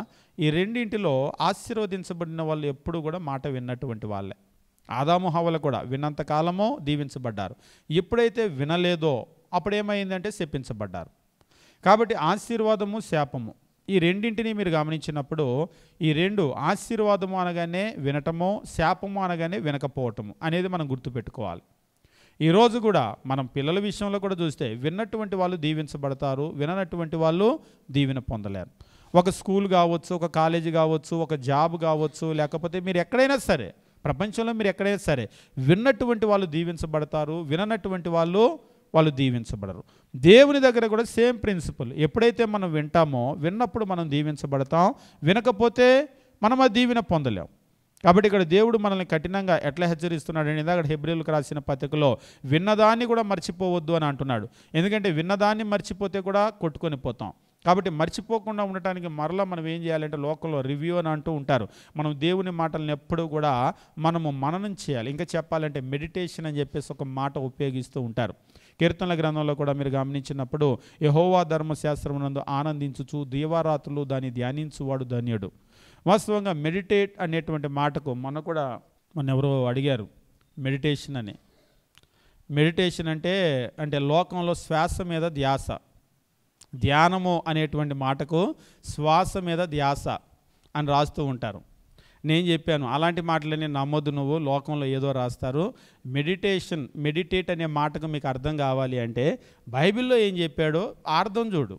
ఎందుకంటే లాంగ్వేజ్ పుట్టింది దేవుని దగ్గర, భాషను పుట్టించింది దేవుడు. భాషకి అర్థం చెప్పాలంటే దేవుడు చెప్పాలి, అంతేగాని వీలు కాదు, లోకంలో ఉన్న వాళ్ళు కాదు. ఒక్కొక్కసారి మీరు గమనించండి, డిక్షనరీలని మీరు ఫాలో అవ్వండి కానీ బ్లైండ్గా ఫాలో అవ్వద్దు. ఒకసారి నేను చదివేటప్పుడు డిక్షనరీలన్నీ కూడా ఎవరు రాసినాయి, ఉదాహరణకి ఆక్స్ఫోర్డో, కేంబ్రిడ్జో, లేకపోతే కాలిన్సో, లేకపోతే మరొకటో వెబ్స్టరో ఏదో డిక్షనరీస్ ఉన్నాయనుకోండి. లేకపోతే తెలుగులో శంకర్ నారాయణ కానీ, లేకపోతే మీకు కూడా బ్రౌన్ డిక్షనరీ కానీ తెలుగులో డిక్షనరీలు ఉంటాయి. లేకపోతే తెలుగు డిక్షనరీలు ఉన్నాయనుకోండి, సూర్యరాయాంధ్ర కానీ, లేకపోతే ఆంధ్ర శబ్ద రత్నాకరం కానీ, శ్రీ శబ్ద రత్నాకరం కానీ డిక్షనరీలు ఉన్నాయనుకోండి. ఇవన్నీ ఎవరు రాసినాయి? దేవుడు ఏమన్నా రాసి ఆంధ్ర శబ్ద రత్నాకరం భూమి మీద వేసాడా మనకి తెలుగు నేర్చుకోండియా అని? రాయలేదు కదా. ఈ డిక్షనరీస్ అన్నీ కూడా ఎవరో ఒక మనిషి రాసేదే. ఒకవేళ తెలుగు కావచ్చు, ఇంగ్లీష్ కావచ్చు, లేకపోతే ఇంగ్లీషు ప్రపంచంలో ఏదైనా సరే. ఎందుకంటే ఒకసారి మేము లిటరేచర్ చదివేటప్పుడు డిక్షనరీస్ గురించి అధ్యయనం చేసేటప్పుడు మొట్టమొదటి డిక్షనరీ చదివినటువంటి వాళ్ళు ఎవరు అనే దగ్గర నుంచి చదువుతూ వచ్చినప్పుడు కొన్ని విషయాలు నేర్చుకుంటూ ఉన్నాం. అందులో కూడా మనకి తెలుగులో మొట్టమొదటి డిక్షనరీ రాసిన ఆయన CP Brown, Charles Philip Brown రాశారు. వాస్తవంగా తెలుగు లాంగ్వేజ్ని బ్రిటిష్ నుంచి ఒక ఆంగ్లేయుడు వచ్చి, అది మరీ చదివేటప్పుడు మనకి హాస్యాస్పదంగా అనిపిస్తూ ఉంటుంది. బ్రిటిష్ దేశం నుంచి ఒక ఆంగ్లేయుడు తెల్లాయన వచ్చి, ఒక ఇంగ్లీష్ మ్యాన్ వచ్చి ఆయన తెలుగు నేర్చుకొని ఆయన తెలుగులో మొదటి డిక్షనరీ రాశాడు. మనకి తెలుగు నేర్పించింది ఎవరంటే తెల్లోళ్ళు, ఇంగ్లీష్ వాళ్ళు. నిజంగా ఈ విషయాలను చదువుతూ ఉంటే ఇది నిజమేనా అని అనిపిస్తూ ఉంటుంది. అంటే ఇంగ్లీషు నుంచి తెలుగులోకి మాత్రమే కాదు, తెలుగుకి ఒక రూపాన్ని ఇచ్చినటువంటిది వాళ్ళు ఇచ్చారు, బ్రౌన్ ఇచ్చాడు. ఒకవేళ మీరు ఇంగ్లీష్లో కూడా చూసినట్లయితే మీరు శామ్యుయల్ జాన్సన్ అని చెప్పేసి ఒక ఆయన ఉంటాడు. ఆయన్ని మొదటి వ్యక్తిగా చెప్తూ ఉంటారు. అంటే నేనేం చెప్పాలనుకుంటున్నానంటే, భాష అనేటువంటిది మీరు నేర్చుకోవాలంటే బ్రౌన్ దగ్గర లేకపోతే శామ్యుయల్ జాన్సన్ దగ్గర కాదు, నేరుగా దేవుని దగ్గర నేర్చుకుంటే ఇక దానికి తిరిగి ఉండదు. ఎందుకంటే డిక్షనరీలో ఉన్నటువంటి అర్థాలని కూడా మారుస్తారు తెలుసా. ఉదాహరణకి ఆక్స్ఫోర్డ్ ఇక ఆక్స్ఫోర్డ్లో రాశాడంటే ఇక అదే అర్థం కాదు. ఒకసారి ఒక విషయం నేను చదువుతూ ఉంటే, మీకు రేసిజం అని చెప్పేసి ఉంటుంది, జాత్యాహంకారము అని తెలుగులో అంటూ ఉంటారు. అంటే జాతి వివక్ష. వాస్తవంగా అది ఏమిటి? రేసిజం అనేటువంటి దానికి మీరు డిక్షనరీలో కొట్టి చూడండి, వాట్ ఈజ్ రేసిజం. ఒకవేళ మీరు డిక్షనరీలో కొట్టారనుకోండి, రేసిజం అనేటువంటి దానికి మీకు అర్థం ఏమొస్తారు? జాతి వివక్ష అని చెప్పేసి అన్నాం కదా. దేన్ని జాతి వివక్ష అని అంటారు? జాత్యాహంకారము అని అంటూ ఉంటాం కదా, అప్పుడప్పుడు వింటూ ఉంటాం కదా. ఏది అంటే మనకి జాత్యాహంకారం లేదు, కులాహంకారం ఉంది. మేము గొప్ప అని. వాళ్ళకేమో జాతిని బట్టి అహంకారం, ఇక్కడేమో కులాన్ని బట్టి అహంకారం, కులాహంకారము ఉంటుంది. వేళ మీరు ఒకసారి చూడండి, తినటానికి తిండి లేకపోతే కూడా మేము గొప్ప, మేము గోసి అంటుంటారు. అంటే మేమేదో పైనుంచి దిగొచ్చాం అన్నట్లుగా అంటూ ఉంటారు. అంటే ఒక రకంగా అది కూడా సేమ్ రేసిజం లాంటిదే, క్యాస్టిజం అది వస్తూ ఉంటుంది. అయితే ఒకసారి నేను చదివేటప్పుడు రేసిజం అనేటువంటి మాటకు అర్థం ఏమిటి అని చెప్పేసి అంటే ఎదుటి వాళ్ళను, అంటే నల్ల జాతో లేకపోతే తెల్ల జాతి మధ్య జరుగుతూ ఉంటుంది కదా, ఎదుటి వాళ్ళను అల్పులు అని చెప్పేసి ఎంచటం. డిక్షనరీ ఇచ్చేటువంటి మీనింగ్ ఏమిటంటే ఎదుటి వాళ్ళని అల్పుడు అని చెప్పేసి ఎంచేటువంటి విషయం. వాస్తవంగా మీరు గమనించినట్లయితే ఇక్కడ ఉన్నటువంటి ఒక సమస్య ఏమిటి అంటే మనిషి వాస్తవంగా ఇందులో ఇచ్చినటువంటి అర్థం ఏమిటంటే జాత్యాహంకారము అంటే మేము గొప్పవాళ్ళము అని అనుకోవటం జాత్యాహంకారం అని డిక్షనరీలో ఇచ్చారు. కానీ ఒక యూనివర్సిటీలో చదివేటప్పుడు ఒక నీగ్రో ఆమె జాత్యాహంకారాన్ని ఎదుర్కొంటూ ఉంది. ఎదుర్కొనేటప్పుడు వాళ్ళ ప్రొఫెసర్ దగ్గరికి వెళ్ళి జాత్యాహంకారం అంటే నేను గొప్పవాడిని అని చెప్పేసి అనుకోవటం అని అంటున్నారు, అది కాదు, అది తప్పు అని అంటే ఆయన కూడా నవ్వాడు. ఎందుకంటే జాత్యాహంకారం అంటే నేను గొప్పవాడిని అనుకోవటం కాదు, ఎదుటివాడిని తక్కువవాడు అనుకోవటం జాత్యాహంకారం అని ఆమె చెప్పింది. చెప్తే డిక్షనరీ వాళ్ళకే నువ్వు నేర్పేటట్టున్నావే అని ఆయన తేలిగ్గా తీసేశాడు. కానీ ఆమె పెరిగి పెద్దవాళ్ళు అయ్యేటప్పుడు నిజంగా జాత్యాహంకారం అంటే నేను గొప్పోడిని అనుకోవటమా లేకపోతే ఎదుటివాడిని తక్కువోడు అనుకోవటమా? నువ్వు గొప్పోడు అనుకో, తప్పేమీ లేదు, కానీ ఎదుటివాడిని తక్కువోడు అని అనుకోవటం ఉంది కదా, అది వివక్ష, అసలైన వివక్ష. ఆమె మాటని ప్రొఫెసరు అంగీకరించలేదు. తర్వాత ఆమె డిక్షనరీ వాళ్ళకి లెటర్ రాసింది. ఆయన అన్నాడు డిక్షనరీ వాళ్ళకి నేర్పమని అని ఊరికి వెటకారం చేశాడు. నిజంగానే ఆమె డిక్షనరీ వాళ్ళకి లెటర్ రాసింది. జాతి వివక్షణ అంటే నేను గొప్పవాడిని అనుకోవటం కాదు, ఎదుటివాడిని తక్కువవాడు అని చులకన చేయటమో, అది రేసిజం అని. వాళ్ళు కూడా ఒక టీం కూర్చుంటారు కదా, అందరూ కూర్చున్నారు, ఈ అర్థాన్ని పక్కన పెట్టారు.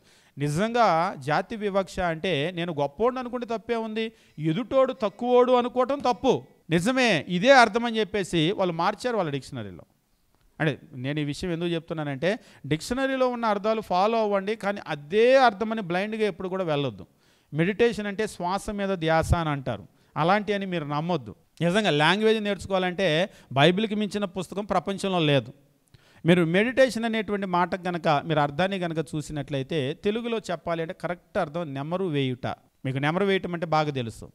మీరు ఏ ఆవుకో గడ్డి వేశారనుకోండి, తినేస్తుంది, తినేసి వెళ్ళిపోతుంది. ఎక్కడో కట్టేసిన తర్వాత మరలా ఏం చేస్తుంది, అది లోపలికి అది వెళ్ళినటువంటి పూర్తిగా లోపలికి వెళ్ళదు. ఆ వెళ్ళిన ఆహారాన్ని మరలా తెచ్చి ముందుకి వెనక్కి నములుతూ ఉంటుంది. మీరు చూసారా? మనం అలాగ నవలం గుట్టుక్కుని మింగేస్తూ ఉంటారు కొందరు. ఆహారం కూడా పెద్దవాళ్ళు ఎంత చెప్పినా నవలండి అని ఎంత చెప్పినా కానీ కొందరు మింగేస్తూ ఉంటారు. నిజంగా ఒక్కోసారి జంతువులకి నిజంగా వాళ్ళ అమ్మ నేర్పిందా, వాళ్ళ నాన్న నేర్పారా అలాగ నెమరు వేయటం? ఎంత చక్కగా తింటాయో చూడండి. ప్రపంచంలో ఒకసారి చూసేటప్పుడు ఆశ్చర్యం వేస్తుంది. మనిషి తెలివిగల్లోడు అంటాడు, మనిషి తెలివి తక్కువడు. నిజంగా మనిషి తెలివంతా కూడా ఎక్కడ ఉంటుందంటే నేర్పితే ఆ తెలివి ఉంటుంది, నేర్పలేదనుకోండి నిజంగా చాపిల్ల ఉంటుంది. ఎవ్వరూ నేర్పాల్సిన అవసరం లేదు, ఈత దానంతటా అదే ఈతుంది. ఇంకా మీరు ప్రపంచంలో ఒకసారి నేను మొదట్లో చిన్నప్పుడు చూసి ఆశ్చర్యపోయాను. పెద్దగా ఉంటుంది కదా గేదె, నీళ్ళలో పడితే మునిగిపోతుందేమో అనుకుంటే ఈదుకుంటూ వెళ్ళింది. నేను అడిగాను దానికి ఎవరు నేర్పారు ఈతని, నా పక్కన నవ్వారు పెద్దోళ్ళు. దానికి ఎవరు నేర్పాలని. అంటే ఇంత వయసు వచ్చింది మనకు రాదు కదా అని. మనకి ఈత రావాలంటే ఎవరైనా మనకి నేర్పితే తప్ప రాదు. మీరు మనిషిని చూడండి, మనిషికి ఎవరైనా నేర్పితేనే ఏదైనా విషయం వస్తుంది, ఎవరూ నేర్పకుండా ఏది రాదు. మరి జంతువులను చూడండి, దానికి ఎవరు వేయటం, ఎవరు నేర్పుతారు? వాళ్ళ అమ్మ నాన్న కూర్చోబెట్టి ఏమన్నా ట్యూషన్ చెబుతారా, క్లాసులు చెబుతారా, లేకపోతే ఎక్కడన్నా ట్యూషన్కి పంపుతారా? నీ ఆరోగ్యం బాగుండాలంటే అమ్మ అని లేగదోడను కూర్చోబెట్టుకొని చక్కగా ముందుకి వెనక్కి నవలాలి, అప్పుడే నీ ఆరోగ్యం బాగుంటుంది. నువ్వు గుట్టుకని గడ్డి మింగావనుకో నీకు కడుపులో నొప్పి వస్తుంది, అజీర్తి చేస్తుంది, దానివల్ల నీ శరీరానికి బలం రాదని నేర్పరు. కానీ మనిషికైతే నేర్పలేదనుకోండి మింగేస్తూ ఉంటారు. మీరు అన్నం కలిపేటప్పుడు కూడా చిన్నప్పుడు పెద్దవాళ్ళు చెప్తారు, కొంతమంది పిసికేస్తూ ఉంటారు. అలాగా అన్నం కలిపేటప్పుడు వేళతో కలపాలి. నిజంగా ఈ విషయాలు కూడా పెద్దవాళ్ళు నేర్పుతూ ఉంటారు. ఒకప్పుడైతే, ఈవేళ అయితే నేర్పరు. అన్నం కలిపేటప్పుడు అంటే ఆ కలిపేటువంటి విధానం అయితే చిన్నప్పుడు అయితే చిన్నపిల్లలకి మొత్తం ఒకసారి కలుపుతారు, పెద్దవాళ్ళగా అయిన తర్వాత మొత్తం ఒకసారి కలపరు. కొద్దిగా కలుపుతూ ఉంటాం, కొద్దిగా తింటూ ఉంటాం. అంటే మీరు ఈ విషయాలు నేను ఎందుకు చెప్తున్నా అంటే కొన్ని దేశాలలో డైనింగ్ మేనర్స్ అని ఉంటుంది. అసలు దాని పేరే డైనింగ్ మేనర్స్. డైనింగ్ టేబుల్ దగ్గరకు వచ్చి ఎలా కూర్చోవాలి, కూర్చున్న దగ్గర నుంచి లేచే వరకు వాళ్ళ బిహేవియర్ ఎట్లా ఉండాలి అనే డైనింగ్ మేనర్స్ వాళ్ళు నేర్పుతారు. అదే మన దేశంలో అయితే ఎవరిష్టం వాళ్ళదే తినేటప్పుడు. మనం అట్లా బిహేవ్ చేస్తూ ఉంటాం. అంటే మనిషికి జ్ఞానం ఉంది, కానీ నేర్పితేనే ఆ జ్ఞానం, నేర్పకపోతే ఉండదు. కాబట్టి మనం గమనించవలసినటువంటి విషయాలు ఏమిటంటే, మనం ఖచ్చితంగా మన పిల్లలకు ఈ విషయాలు నేర్పవలసినటువంటి అవసరం ఉంది. భాష అనేటువంటిది మనం ఖచ్చితంగా నేర్పాలి. మెడిటేషన్ అనేటువంటి మాటకు అర్థం ఏమిటి అని చెప్పేసి అంటే, నెమరు వేయటం. అంటే మనకి లోపలికి, ఇప్పుడు వాక్యం మీరు వినేశారు, వెళ్ళిపోయింది లోపలికి. వెళ్ళిపోయిన వాక్యాన్ని మరలా ఇంటికి వెళ్ళిన తర్వాత మీరు ఏం చేయాలంటే, మరలా మీరు దాన్ని బయటకు తీసుకొని వచ్చి నోట్బుక్లో రాసుకుంటారు కదా, రాసుకోరు చాలామంది. ఒకవేళ రాసుకుంటే కొందరు ఏం చేస్తూ ఉంటారంటే, సులభమైనటువంటి పని, ఇవాళ రేపు సాంకేతిక పరిజ్ఞానం బాగా పెరిగిపోయింది కదా, ఆడియో రికార్డింగ్ పెట్టుకుంటారు. ఇంకా కొందరైతే ఆడియో రికార్డింగ్ కూడా పెట్టుకోరు. మీరు ఏమన్నా ఆడియో రికార్డ్ చేసి మాకు పంపించండి అని నన్నే అడుగుతుంటారు. అయితే ఇప్పుడు దేవుడి దయ వల్ల ఇక అడిగే పని ఏమీ లేకుండా వీడియో రికార్డింగే మనం పెట్టేస్తూ ఉన్నాం. ఈ వీడియో రికార్డింగ్ కూడా మేము మొన్న కాకినాడ ఒక మీటింగ్కి వెళ్ళాం. మీటింగ్కి వెళ్ళిన తర్వాత ఇక్కడ మనం ఉపవాసాన్ని గురించి చెప్పిన ప్రతి ప్రసంగము మొత్తం యూట్యూబ్కి వెళ్ళిపోయినాయి, మొత్తం ఎడిట్ చేసి. చాలామంది అందులో ఒక్క వీడియో కూడా మిస్ అవ్వకుండా చూసి, ఇంకా ఒక రకంగా చెప్పాలంటే ఇక్కడ కూర్చున్న వాళ్ళకంటే కూడా బాగా నేర్చుకున్న వాళ్ళు ఉన్నారు.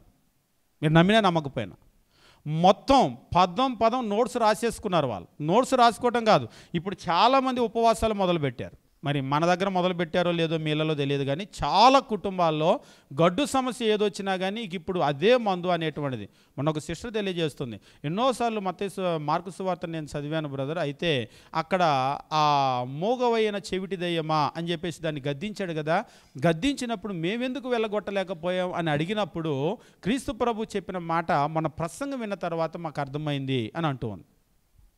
అంతేకాదు, క్రీస్తు ప్రభు 40 రోజులు ఉపవాసం చేశాడని మేము చిన్నప్పటి నుంచి చదువుతూనే ఉన్నాం, కానీ దానికి కారణం ఏమిటి అనేటువంటిది మొన్న విన్న తర్వాత అర్థమైంది అని. వాటిని చాలా జాగ్రత్తగా రాసుకుంటూ ఉన్నారు, రాసుకొని వాటిని ఫాలో అవుతూ ఉన్నారు. కానీ మన దగ్గర 7:05కి, 7:10కి, 7:15కి, 7:30కి, 8 గంటలకి అక్కడ వచ్చి కూడా మళ్ళీ రాసుకోకుండా ఉండేటువంటి వాళ్ళు ఉంటారు. ఇప్పుడు అంటే విన్న విషయాలు మాకు జ్ఞాపకం ఉంటాయని మనం అనుకుంటాం, కానీ దయచేసి మిమ్మల్ని మీరు నమ్మొద్దు. ఎందుకంటే మనిషి, ఈ ప్రపంచంలో ఏ మనిషి అయినా కానీ ఒక కంప్యూటర్ కాదు, లోపలికి వెళ్ళిందంతా డాటా హార్డ్ డిస్క్లో పెట్టినట్టు అలాగే ఉండటానికి. 4 రోజుల తర్వాత ఏమవుతుందంటే మొత్తం మర్చిపోతాం. ఒక విషయం చెప్పి ముందుకు వెళ్ళిపోతాను. ఈవేళ మనుషులకు ఉన్నటువంటి పరిస్థితులు ఎట్లాంటివి అంటే, ఒకప్పుడు పెద్ద వయసు వస్తే కానీ మతిమరుపు వచ్చేది, అంటే ఒత్తిడి. ఎప్పుడైతే మనకు ఒత్తిడి, స్ట్రెస్కి గురవుతామో, పని భారం ఎక్కువైపోతుందో మనకేమవుతాయంటే విషయాలు మనం మర్చిపోతూ ఉంటాం.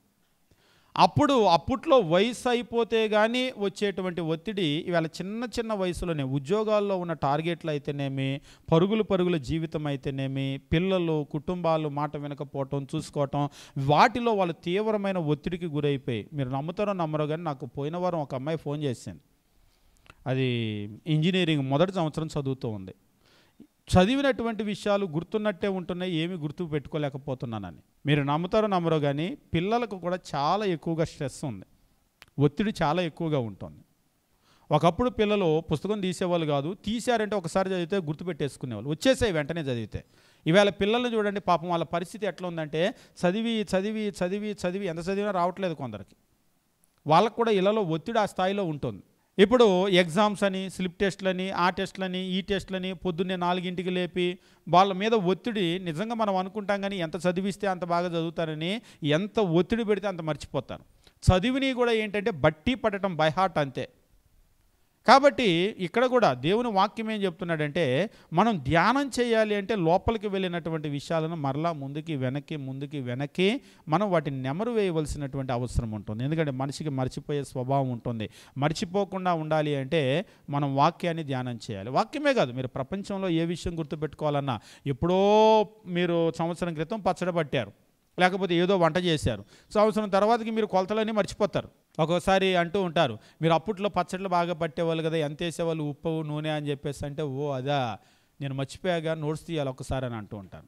ఒకప్పుడు అప్పట్లో మీరు టైలరింగ్ చేసేవాళ్ళు, ఎట్లా పెట్టేవాళ్ళు కొలతలు అంటే, అవన్నీ నా అప్పట్లో నోట్స్ రాస్తే కానీ తీయాలి. ఎందుకు ఈ విషయం నేను మీకు చెప్తున్నానంటే, అప్పుడప్పుడు మేము సేవకులం కూడా మాట్లాడుకుంటాం. మనం బైబిల్ కాలేజీలో చదువుకున్నప్పుడు పాఠాలు ఉన్నాయి కదా, ఆ విషయాలు ఏమైనా చెప్తే కొంతమంది నోట్స్ తీస్తే కానీ సంగతులు మళ్ళీ బయటపడవు. మాకు ఎప్పుడు బైబిల్ స్కూల్లో చెప్పేవాళ్ళు, విపరీతంగా నోట్స్ రాస్తూ ఉంటే మా టీచర్ ఒక ఆయన ఎప్పుడు చెప్పేవాళ్ళు, నోట్స్ రాయటం మంచి పద్ధతే, కానీ నోట్స్ రాశాం కదా అని చెప్పేసి మీరు చదవకుండా ఉండటం చెడ్డ పద్ధతి. ఎందుకంటే మీరు రాసే నోట్సులన్నీ మీతో ఉండవు. మీతో ఉండేటువంటిది ఏమిటి అంటే ఏది లోపలికి వెళ్తుందో అదే మీతో ఉంటుంది. నిజంగానే ఎన్ని నోట్సులు, బస్తాలు బస్తాలు నోట్సులు రాసేవాళ్ళం మేము. ఆ నోట్సులన్నీ ఎక్కడ పోయినాయి, కొన్ని మిగిలినాయి. నిజంగా వాటిని క్లాస్ అయిపోయిన తర్వాత వచ్చి చదువుకొని లోపలికి వెళ్ళి గుర్తున్న విషయాలే మాయి. మేము అప్పుడప్పుడు ఆయన గుర్తు చేసుకుంటాం. ఆయన చెప్పినట్లుగానే ఆ నోట్సులు ఎక్కడున్నాయో ఎంత కష్టపడి రాసేవాళ్ళం. చేతులు నొప్పులు పుట్టి విదిలించుకుంటూ రాసేవాళ్ళం నోట్స్ రాయటం మంచి పద్ధతే, కానీ నోట్సులు మనతో ఉండవు కదా. ఎన్ని వందల నోట్సులు మనతో పట్టుకెళ్ళగలం? పోనీ ఇంట్లో పెట్టుకున్న జాగ్రత్తగా ఎన్ని వందలు మనతో పట్టుకెళ్ళగలం? ఒక ఆయన అంటున్నాడు, అందుకే కదా ఈరోజు ట్యాబులు వచ్చిందని. ట్యాబు కూడా మంచిదే. ఇప్పుడు ఈ ట్యాబులో కూడా కొన్ని వేల పుస్తకాలు ఉన్నాయి. ఒకసారి నేను ఏదో పేజీ చదువుతాను, ఇక్కడే ఉండాలని 10 సార్లు ఎదిగితే కూడా దొరకదు. ఏది మన లోపలికి వెళ్తుందో అదే మనది. మన లోపలికి వెళ్ళాలి అంటే మీరు నమ్మినా నమ్మకపోయినా మీకు పుస్తకాల కంటే కూడా, ఇంకా చెప్పాలంటే ట్యాబుల కంటే కూడా, కంప్యూటర్ కంటే కూడా గొప్ప దీవెన ఏమిటి అంటే దేవుడు మనకి ఇచ్చినటువంటి హ్యూమన్ బ్రెయిన్. ఇందులో ఏదైతే జ్ఞాపకం పెట్టుకుంటామో అదే మనది. ఏదైతే రాసుకొని ఎక్కడో స్టోర్ చేసుకుంటామో అది మనది కాదు. కాబట్టి మనం ఏం చేయాలంటే దాన్ని ధ్యానం చేస్తూ ఉండాలి. మనం రాసుకునేదంతా కూడా దేనికి అంటే ఎక్కడో భద్రపరచుకోవటానికి కాదు, దాన్ని ధ్యానం చేయటానికి. కీర్తనకారుడు ఏం చేసేవాడంటే దేవుని వాక్యాన్ని ధ్యానం చేసేవాడు. దివారాత్రులు దాన్ని ధ్యానించేవాడు ధన్యుడు. కాబట్టి మనం విన్నటువంటి విషయాలు కదా అని వదిలేయకూడదు. విన్న విషయాలైనా సరే మరలా వాటిని మనం మెడిటేట్ చేయాలి. మనము వాటిని ధ్యానించవలసినటువంటి అవసరం ఉంది. ధ్యానము అని చెప్పేసి అంటే శ్వాస మీద ధ్యాస కాదు. ధ్యానము అనేటువంటి మాటకి ఏమిటి అంటే నెమరు వేయుట. అది ఆహారం కావచ్చు, లేకపోతే జ్ఞానం కావచ్చు, విన్నటువంటి విషయాలు కావచ్చు. వీటిని మనం ఏం చేయాలంటే వీటిని మనం ధ్యానం చేస్తూ ఉండాలి. విన్నాం కదా అని చెప్పేసి దయచేసి వీటిని మర్చిపోవద్దు. ఒకవేళ మీరు నోట్స్ రాసుకోవటం మంచి పద్ధతి. ఎప్పుడు కూడా నోట్సే రాసుకోమని చెప్తాము. ఎందుకు నోట్స్ రాసుకోమని చెప్తామంటే మీరు ఒక్కసారి నోట్స్ కనుక రాశారంటే రాసేటప్పుడు విషయాలు మనకు మనస్సులో పడతాయి. మేము బైబిల్ కాలేజీలో చదువుకునేటప్పుడు కూడా మాకు ఎప్పుడు కూడా చెప్పేవాళ్ళు, బైబిల్ చదవటం కంటే కూడా కూర్చోబెట్టేసి ఒక నోట్బుక్ తీసుకొని మత్తయి సువార్త మొదలుపెట్టి 1వ అధ్యాయం దగ్గర నుంచి రాస్తూ ఉండేవాళ్ళం. మొత్తం కూర్చొని మా పని ఏమిటి అంటే కూర్చొని రాస్తూ ఉండేవాళ్ళం. ఈ రాయటం వల్ల గొప్ప దీవెన ఏమిటి అంటే బైబిల్లో ఉన్న పదాలు ఒత్తులు పలులతో సహా ఖచ్చితంగా మనసులో పడిపోయినాయి. ఒకసారి చదివేటప్పుడు ఒత్తులు పలులు మనసులో పడవు, కానీ మీరు ఒక్కసారి రాసి చూడండి. ఒక్కసారి ఒక పదం గనక రాస్తే ఒత్తు పళ్ళుతో సహా మన మనస్సులో పడిపోతుంది. ముఖ్యంగా ప్రొనౌన్సియేషన్కి అది చాలా చాలా ముఖ్యం. మాట్లాడేటప్పుడు కూడా ఉచ్చారణకి చాలా ముఖ్యం. కాబట్టి మీరు ఎప్పుడైనా సరే మీరు దేవుని వాక్యాన్ని మీరు లోకంలో కూడా మనం అనకూడదు, కానీ వాళ్ళు రాస్తూ ఉంటారు, వాళ్ళ దేవుడి పేరు రాస్తూ ఉంటారు. అదేదో పుణ్యం వచ్చిందని ఊరికి అట్లా రాస్తే పుణ్యం రాదు. పుణ్యం రావాలి అంటే ఇవన్నీ కూడా మనసులో పడాలి. అందుకొరకు రాయమని చెప్పేసి అన్నాడు. కాబట్టి మీరు ఈ విషయాలను మరలా మర్చిపోకుండా ఉండాలి అంటే మీరు ఏం చేయాలంటే వీటిని ధ్యానం చేయాలి. విన్నాం కదా అని వదిలేయొద్దు. ఎందుకంటే విన్న తర్వాత కూడా మర్చిపోయేటువంటి అవకాశము ధారాళంగా ఉంది. క్రీస్తు ప్రభు చెప్తూ ఉన్నాడు, ఎవరైతే మీ మాట వినలేదో మీరు ఆ పట్టణంలో మీ ధూళి దులిపేసుకొని వెళ్ళిపోండి. ఆయన చెప్తున్నాడు, నిశ్చయముగా నేను మీతో చెప్పుచున్నాను, విమర్శ దినమున వీరి గతి కంటే, అంటే మీ మాట విననటువంటి వీళ్ళ గతి కంటే సొదొమ గొమొర్రాల గతి ఓర్వదగినదై ఉండును. అంటే దాని అర్థం ఏంటంటే వాళ్ళకు మించినటువంటి శిక్ష వీళ్ళకు ఉంటుంది మీ మాట విననటువంటి వాళ్ళకు. కాబట్టి వినకపోవటం వల్ల చాలా చాలా, ఇంకా చెప్పాలి అంటే సొదొమ గొమొర్రా కంటే కూడా నాశనం అయిపోయేటువంటి స్థితిలోకి మనం వెళ్ళేటువంటి అవకాశం ధారాళంగా ఉంది. కాబట్టి వినటం అనేటువంటిది చాలా ప్రాముఖ్యమైనటువంటి విషయం. అంతేకాదు బైబిల్లో మనం గమనించేటప్పుడు మనం వినటం ద్వారా ఏం చేస్తామంటే తీర్పును తప్పించుకునేటువంటి అవకాశం ఉంటుంది. మత్తయి సువార్త 12వ అధ్యాయం మనం గమనించినప్పుడు 41వ వచనము దేవుని వాక్యం ఈ రీతిగా తెలియజేస్తూ ఉంటాడు. మత్తయి సువార్త 12వ అధ్యాయము 41వ వచనం మనం గమనించినప్పుడు దేవుని వాక్యము తెలియజేస్తూ, నిన్నెవే వారు యోనా ప్రకటన విని, బాగా గమనించండి, నిన్నెవే వారు యోనా ప్రకటన విని మారు మనసు పొందిరి. నిన్నెవే పట్టణము కాపాడబడింది అని అంటే కారణం ఎవరు? ఉదాహరణకి యోనా రాలేదు, యోనా ప్రకటించలేదు, వాళ్ళందరూ కూడా మారు మనసు పొందేవాళ్ళ? ఎట్టి పరిస్థితుల్లో అవకాశం ఉండేది కాదు. పోనీ మరొక రకంగా ఆలోచన చేయండి, యోనా వచ్చాడు, నినేవే పట్టణం బ్రహ్మాండంగా ఉంది అని బజార్లన్నీ కూడా తిరిగాడు, టూరిజంకి వచ్చినట్టు అన్ని బజార్లు తిరిగి వెళ్ళిపోయాడు, ఈయనేమీ ప్రకటించలేదు. అప్పుడు వాళ్ళు విని మారు మనసు పొందేవాళ్ళ? అప్పుడు కూడా అవకాశం లేదు. పోనీ ఇంకొక రకంగా ఆలోచన చేయండి, యోనా వచ్చాడు, యోనా వచ్చి ప్రకటించాడు, కానీ వాళ్ళందరూ యోనా ప్రకటన వినకుండా సినిమాల దగ్గర, సీరియల్ దగ్గర, గుప్పెడంత మనసు దగ్గర కూర్చొని ఉన్నారు అనుకోండి. కరెక్ట్గా ఆ టైంలో వచ్చి యోనా ప్రకటించాడు అనుకోండి, వాళ్ళందరూ టీవీల దగ్గర, సీరియల్ దగ్గర ఉన్నారు, యోనా ప్రకటన మిస్ అయిపోయారు. అప్పుడు వాళ్ళు మారు మనసు పొందేవాళ్ళ? అంటే యోనా రావటం ఒకటే కాదు, యోనా ప్రకటించడం ఒకటే కాదు, వీళ్ళు కూడా దాన్ని వినాలి. ఈవేళ కూడా మన పార్టీకి మనం బయట మీటింగులు పెట్టి, పెద్ద పెద్ద స్పీకర్లు పెట్టి, సౌండ్ బాక్సులు పెట్టి, హారన్స్ పెట్టి, గొట్టాలు పెట్టి, ఒక్కోసారి మన మీటింగ్స్ ఎలా జరుగుతాయి అంటే పక్కూరోళ్ళు వచ్చి ఊరోళ్ళని అడుగుతారు తెల్లారి, మీ ఊర్లో ఏదో మీటింగ్ పెట్టారు నిన్నని. ఆ స్థాయిలో ఇక్కడ నుంచి పక్క ఊర్లకు వెళ్ళే అంత సౌండ్లు పెడితే పక్కింట్లో ఉన్నోళ్ళు సౌండ్ ఎక్కువ వస్తుందని తలుపులు కిటికీలు వేసుకొని సీరియల్ చూస్తుంటారు, వాళ్ళు కూడా సౌండ్ ఎక్కువ పెట్టుకొని. ఇంక ఎట్లా వాళ్ళ చెవుల్లోకి వెళ్తుంది? ఒకసారి పక్కన వాళ్ళు వచ్చి సౌండ్ తగ్గించమంటారు మమ్మల్ని, మేము తగ్గిస్తాం. మళ్ళీ కాసేపటికి వాక్యం అప్పుడు ఏం చేస్తామంటే మరలా పెంచుతాం. ఏదో ఒక రకంగా వాళ్ళ చెవుల్లోకి వెళ్ళాలని ఇంత కష్టపడి ఇన్ని సామాను మోసుకెళ్ళి, పాపం ఈ హారన్స్ కట్టేవాళ్ళు కూడా ఎక్కడ కడతారంటే వీళ్ళు చందు వాళ్ళు కానీ నాని వాళ్ళు కానీ ఎక్కి వాటర్ ట్యాంకులు ఉంటే వాటర్ ట్యాంకుల మీద కడతారు. అంత పైకెక్కి, అంత ప్రమాదకరమైన పరిస్థితులు. అంత పైకెక్కి ఎందుకు కడతారంటే అంత పైకెక్కి కడితే కొంచెం దూరం వెళ్ళింది కదా నలుగురు వింటారని. వీళ్ళేం చేస్తారంటే సౌండ్ వస్తుందని తలుపులు కిటికీలు వేసుకొని మన సౌండ్ రాకుండా వాళ్ళు ఇంకా సౌండ్ పెట్టుకొని సీరియల్ చూస్తుంటారు. ఇంకా వాళ్ళు ఎట్లా మారేది? అప్పుడప్పుడు అనుకుంటూ ఉంటాం, ఇంకా మనకి ఏమన్నా అవకాశం ఉందా వాళ్ళ ఇంట్లోకి సౌండ్ దూరేదానికి అని అన్ని రకాలుగా ప్రయత్నాలు చేస్తూ ఉంటాం. ఇప్పటికే ఒక్కోసారి మనం ఆలోచన చేసేటప్పుడు కొన్ని వేల వాట్ల సౌండ్ ప్రయోగిస్తూ ఉంటాం, వేల వాట్ల సౌండ్. మొన్నే కూర్చొని మాట్లాడి ఆలోచన చేసాం, ఇంత సౌండ్ పెట్టినా కానీ ఒక ఊరు పెడితే ఊరిలో ప్రతి ఇంటిలోకి దూసుకొని వెళ్ళేటట్టుగా ఉండాలి సౌండ్ అని ఆలోచన చేసాం. దాదాపుగా ఇప్పుడు మేము పెట్టేటువంటి సౌండ్ 6, 6, 12, 14, 15 ఒక 18,000 వాట్ వరకు ప్రయోగిస్తున్నాం.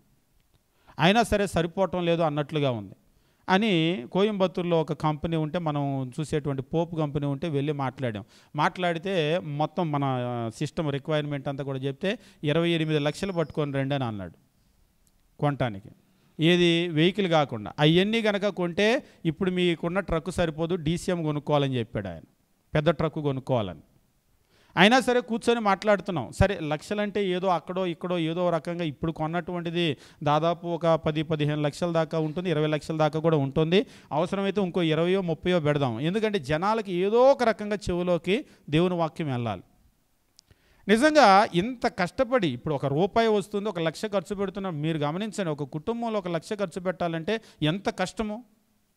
ఇంత పెద్ద స్పీకర్లు, ఇంత సెటప్లు, ఇంత జనరేటర్లు, ఇంత ట్రక్కులు, పాపం వాళ్ళు ట్యాంకుల మీదకి ఎక్కి కట్టటాలు, ఇవన్నీ ఎందుకు? ఇదంతా కూడా ఎట్లయినా వాళ్ళ చెవుల్లోకి వాక్యం పంపించాలి అని కష్టపడుతుంటే ఎట్లయినా మా చెవుల్లోకి వాక్యం రాకూడదని తలుపులు వేసుకుంటున్నారు. సరే వాళ్ళంటే వేసుకుంటారు లోకస్తులు. ఇక్కడ మీటింగులు జరిగి వాళ్ళింట్లో వీళ్ళింట్లో ఒక ప్రార్థన పెట్టి ఆ వాక్యం చెప్దాము, వాక్యం చెవుల్లోకి వెళ్తుంది కదా అని మనం ప్రేజ్ మీటింగ్లో, థ్యాంక్స్ గివింగ్ మీటింగ్లో పెడితే మీరు నమ్ముతారో నమ్మరో కానీ మన స్థానిక సంఘంలో ఉన్న వాళ్ళే 100% రారు. అంటే అందరి అటెండెన్స్, కొంతమంది వస్తారు, కుదిరిందంటారు, కుదరలేదంటారు, లేకపోతే లేట్ అయిందంటారు, అదైందంటారు, ఇదైందంటారు. అదే ఒక సాయంత్రం ఎక్కడో పెళ్ళి ఉంది, అందుకనే మనం కూడా పగలు పెట్టాం, మీరు డ్యూటీ నుంచి వచ్చాకే రండి, స్కూల్ నుంచి వచ్చాకే రండి, కాలేజీ నుంచి వచ్చాకే రండి అని అన్ని రకాలుగా ఒక్కోసారి మీటింగ్ పెట్టుకుంటామంటే కూడా మీకు తెలుసు కదా, మన జయశ్రీ సిస్టర్ వాళ్ళు ఇక్కడి నుంచి వెళ్ళేటప్పుడు చుట్టాలు బంధువులు వస్తారని పగలు పెడతామన్నారు మీటింగ్. మనం ఏమన్నాం? పగలైతే మీరు మీ చుట్టాలు బంధువులు అందరూ వస్తారేమో. మన దగ్గర స్థానిక సంఘంలో పిల్లలు స్కూల్కి వెళ్తారు, కాలేజీలకు వెళ్తారు, పెద్దవాళ్ళు డ్యూటీలకు వెళ్తారు, ఉద్యోగాలకు వెళ్తారు. మరి అందరూ మీ కొరకు మానుకొని రావాలంటే కొంతమంది వస్తాం, అందరూ మానుకొని రావాలంటే కుదరదు. అందరూ రావాలంటే నైటే పెట్టండి అంటే వాళ్ళు కూర్చొని ఆలోచన చేసుకున్నారు. ఆలోచన చేసి వాళ్ళు ఏం చేశారు? చుట్టాలు కాదు స్థానిక సంఘమే రండి అని నైటే పెట్టారు. పెడితే కూడా అందరం వెళ్ళామా? దాదాపు చాలామంది వచ్చారు. మీరు నమ్మినా నమ్మపోయినా మానేసిన వాళ్ళు కూడా ఉన్నారు. అంటే ఎన్ని రకాలుగా కష్టపడి ఆలోచన చేస్తూ ఉంటాము. ఎట్లయినా సరే ముందు మన వాళ్ళందరికీ చెవుల్లోకి వాక్యం వెళ్ళాలి, అక్కడున్న వాళ్ళకి చెవుల్లోకి వాక్యం వెళ్ళాలి. ఎందుకు ఈ వాక్యం అంటే వినటం ద్వారానే మార్పు జరుగుతుంది. క్రీస్తు ప్రభు చెప్తున్నాడు. ఆయన ఏమంటున్నాడంటే మళ్ళొకసారి ఇక్కడ గమనించండి. నినేవే వారు యోనా ప్రకటన విని మారు మనస్సు పొందిరి. క్రూరమైనటువంటి అశ్షూరీయులు ఆ వాక్యాన్ని విన్న తర్వాత మారారు. వినటం అనేటువంటిది ఎంత శక్తివంతమైందో చూడండి. అసలు మనం ఊహించలేం. ఒక్కొక్కసారి ఊర్లలో వెళ్తే చెప్తారు, ఇలాంటి వాళ్ళు మారతారని మేము అనుకోలేదండి, భలే ప్రార్థనకు వస్తున్నారు, భలే మారిపోయారని అంటూ ఉంటారు. ఆ క్రెడిట్ అంతా దేవునిది, దేవుని వాక్యాందే, మనదేమీ లేదు. అదంతా కూడా దేవుని వాక్యానికి ఉన్నటువంటి శక్తి. కాబట్టి మనం చేయవలసింది ఏంటంటే దేవుని వాక్యాన్ని ప్రకటించటం ప్రకటించటం ప్రకటించటం. ఎట్లా అయినా సరే మనుషుల చెవుల్లోకి ఆ వాక్యం వెళ్ళాలి. ఆ వాక్యం కనుక లోపలికి వెళ్ళింది అంటే అది బండలను బద్దలు చేసేటువంటి సుత్తి. ఎంతటి కఠినమైన హృదయాన్ని అయినా సరే బద్దలు కొడుతుంది అది. కాబట్టి దేవుని వాక్యము ఖచ్చితంగా వినాలి. అయితే వినకపోతే ఏం జరుగుతుందో ఇక్కడ చెప్తున్నాడు. యోనా వాక్యమును విని, యోనా ప్రకటన విని మారు మనసు పొందిరి గనుక విమర్శ సమయమున నినేవే వారు ఈ తరం వారితో నిలవబడి వారి మీద నేరస్థాపన చేయుదురు. క్రీస్తు ప్రభు చెప్తున్నాడు. క్రీస్తు ప్రభు ఊరిలోకి వచ్చి ప్రకటిస్తూ ఉంటే ఆయన మాట విని మారని వాళ్ళు ఎంతోమంది ఉన్నారు. అందరూ మారలేదు. ఇప్పుడు క్రీస్తు ప్రభు ఏం చెప్తున్నాడంటే ఒక యోనా వెళ్ళి నినేవేలో ప్రకటిస్తే నినేవే పట్టణం మారు మనసు పొందారు. ఒక యోనా వెళ్ళి ప్రకటిస్తే, మరి యోనా కంటే గొప్పవాడిని అయినటువంటి క్రీస్తు ప్రభు వచ్చి ప్రకటిస్తే ఎంతమంది మారాలి? మారలేదు.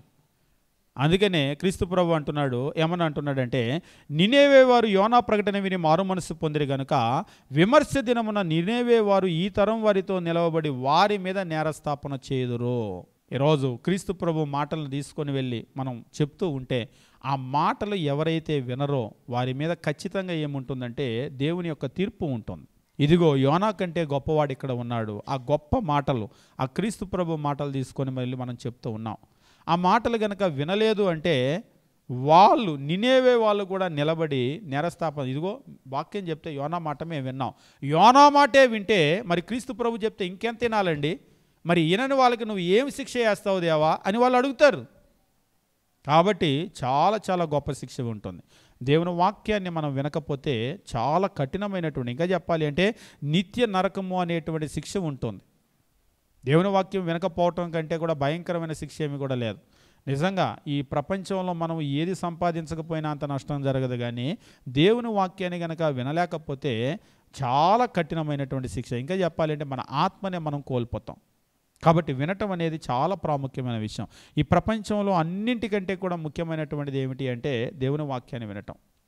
మార్తా మరియలను గురించినటువంటి విషయం దాదాపు బైబిల్ తెలిసినటువంటి వారందరికీ కూడా సుపరిచితమైన విషయం.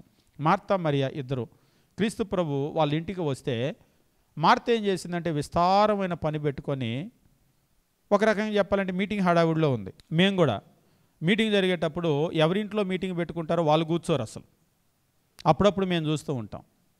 ఎవరింట్లో మీటింగ్ పెట్టుకుంటారో వాళ్ళు కూర్చోరు.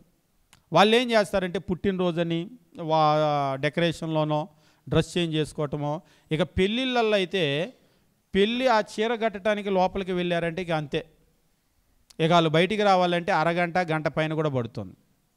ఒక్కొక్కసారి మేము ఇలాంటి మీటింగ్లలో చూస్తూ ఉంటాం. ఈ మీటింగ్లలో ఏం చేస్తూ ఉంటారంటే అసలు వాళ్ళు అందరికీ వాక్యం చెప్పిద్దామని మీటింగ్ పెడతారు, మంచిదే, మరి వాళ్ళు వినరా?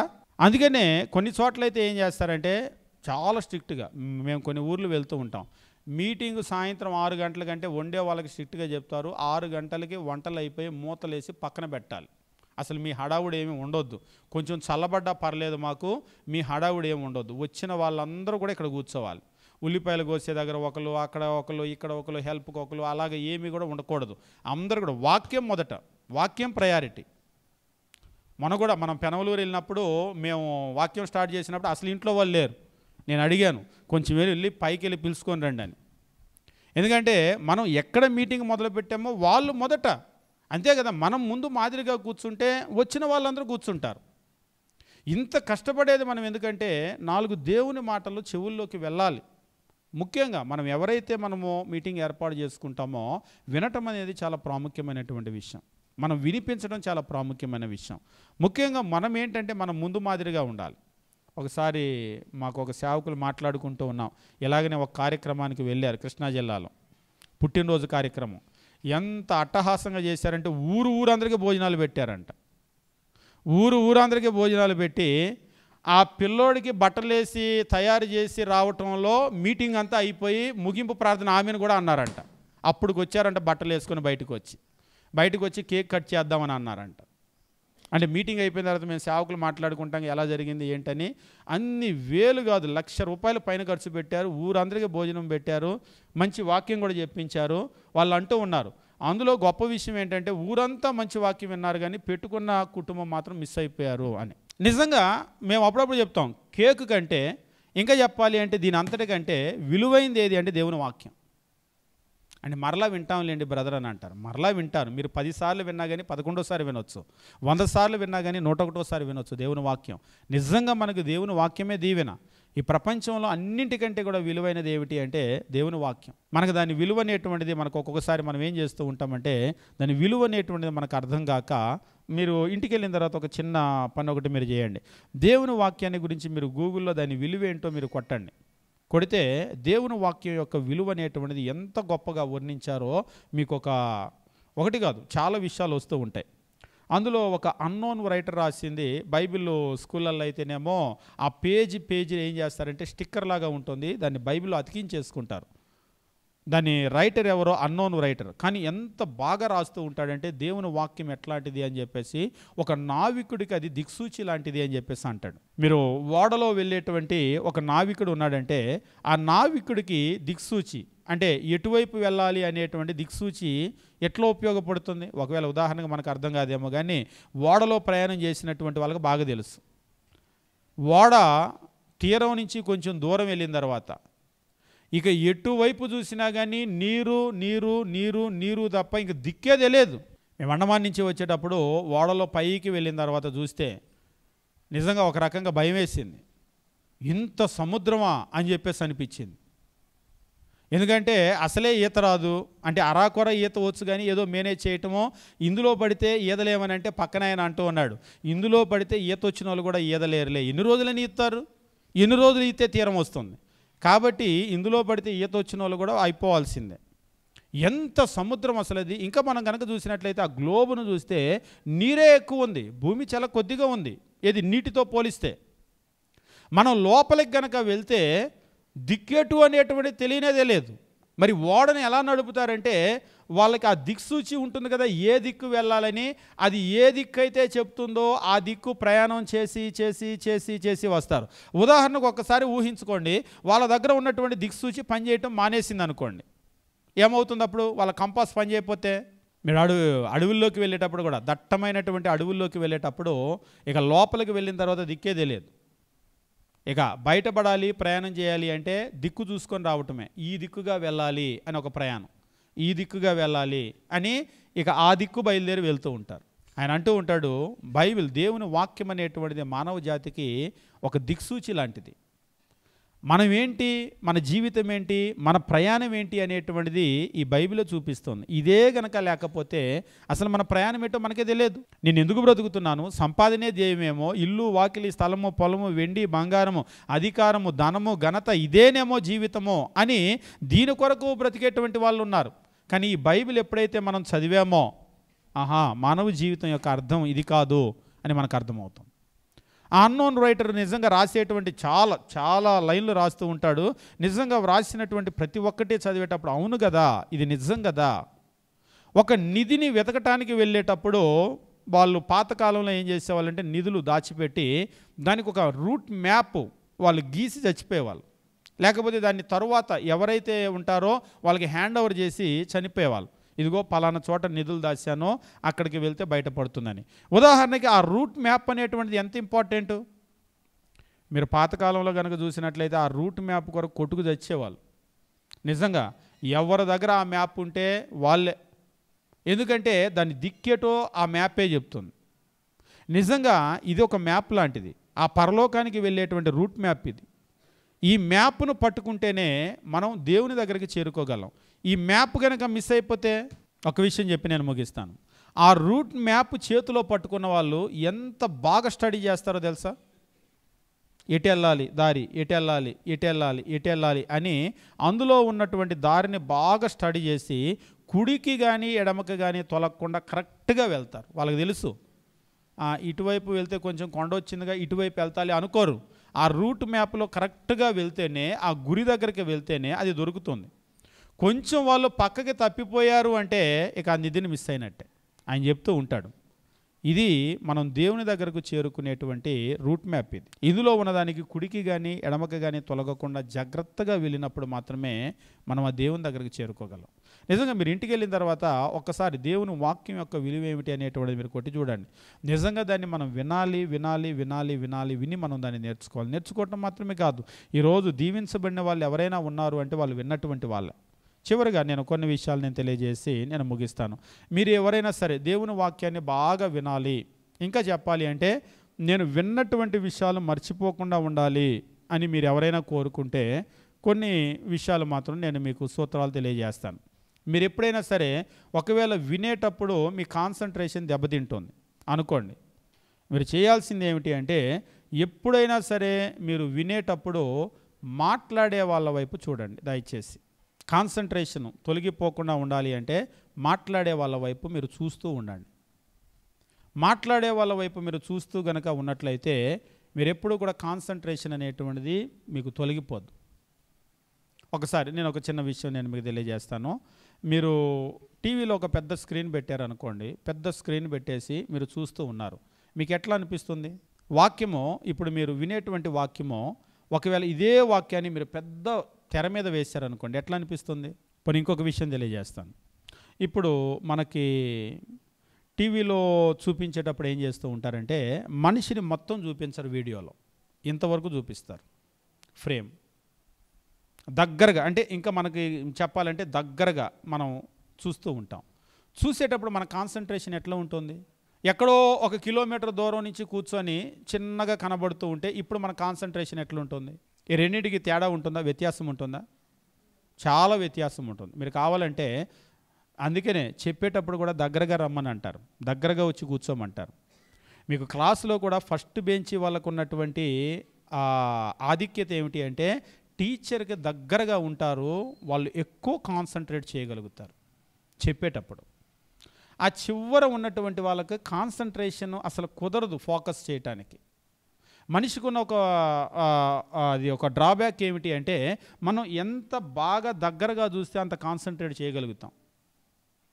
అందుకనే మీరు ఎప్పుడు కూడా ఏం చేయండి అంటే మీరు వాక్యాన్ని వినేటప్పుడు మీరు ఎవరైతే మాట్లాడుతున్నారో వాళ్ళ వైపు చూడండి. ఒక వాక్యమే కాదు, మీరు లోకంలో కూడా ఒక స్కూల్ క్లాస్ కావచ్చు, కాలేజీ క్లాస్ కావచ్చు, ఎక్కడైనా సరే మీరు విన్నటువంటి విషయాలు జాగ్రత్తగా మీరు లోపలికి మీరు తీసుకొని భద్రపరచుకోవాలి అని గనక అనుకున్నట్లయితే మీరు ఖచ్చితంగా వినేటువంటి వాళ్ళ వైపు మీరు జాగ్రత్తగా చూడండి. అంతేకాదు మరొక ముఖ్యమైనటువంటి సూత్రం ఏమిటి అంటే మీరు వినేటువంటి సందర్భంలో మీరు చేయవలసింది ఏమిటి అంటే మీరు ఎప్పుడు కూడా వినటం అనేటువంటిది మీకు ఒక మంచి హాబీగా మార్చుకోండి. ఇంకా చెప్పాలి అంటే వినటానికి కావలసినటువంటి పరిస్థితులను మీరు ఏర్పాటు చేసుకోండి. ఒక్కోసారి వింటూ ఉంటే పక్కన పిల్లలు అమ్మ నాన్న అంటూ ఉంటారు, లేకపోతే పక్కన వాళ్ళు తడుతూ ఉంటారు. అప్పుడు మీరు ఎంత కాన్సన్ట్రేట్ చేయగలరు? పని విషయం మరొకలాగా చెప్తాను. మీరు సినిమాలో సీరియల్లో చూసేటప్పుడు పక్కన అలాగే విసిగించే వాళ్ళని పెట్టుకొని చూస్తారా? సాయంత్రం పూట గుప్పిడంత మనసు చూడటానికి కూర్చున్నారు, పక్కన విసిగించే వాళ్ళని పెట్టుకొని చూస్తారా? అలా గనక విసిగిస్తే ఇస్సిరి అవతల పడేస్తారు, పోతలకు పో అని. అవునా కదా? నిజంగా ఇళ్లలో ఒక్కోసారి అనిపిస్తూ ఉంటుంది, సీరియల్లో చూసేటప్పుడు ఎంత సీరియస్ అవ్వాలి. భర్త వస్తే లేచి మంచినీళ్ళు ఇవ్వరు. నేను ఆల్రెడీ మీకు చెప్పాను, తమిళనాడులో ఒక ఆయన కేసు వేసాడు, టీవీ ఛానల్ వాళ్ళ మీద కేసు వేసాడు. వాళ్ళ టీవీ ఛానల్ మూపించండి, వాళ్ళ వల్ల మా కాపురం పాడైపోతుందని. కరెక్ట్గా డ్యూటీ నుంచి వచ్చే టైంకే ఏం ఫేవరెట్ సీరియల్ ఉంటుందంట. మంచినీళ్ళు అక్కడ పెట్టేసి, భోజనం అక్కడ పెట్టేసి, అన్నీ అక్కడ పెట్టేసి కూర్చుంటుందట.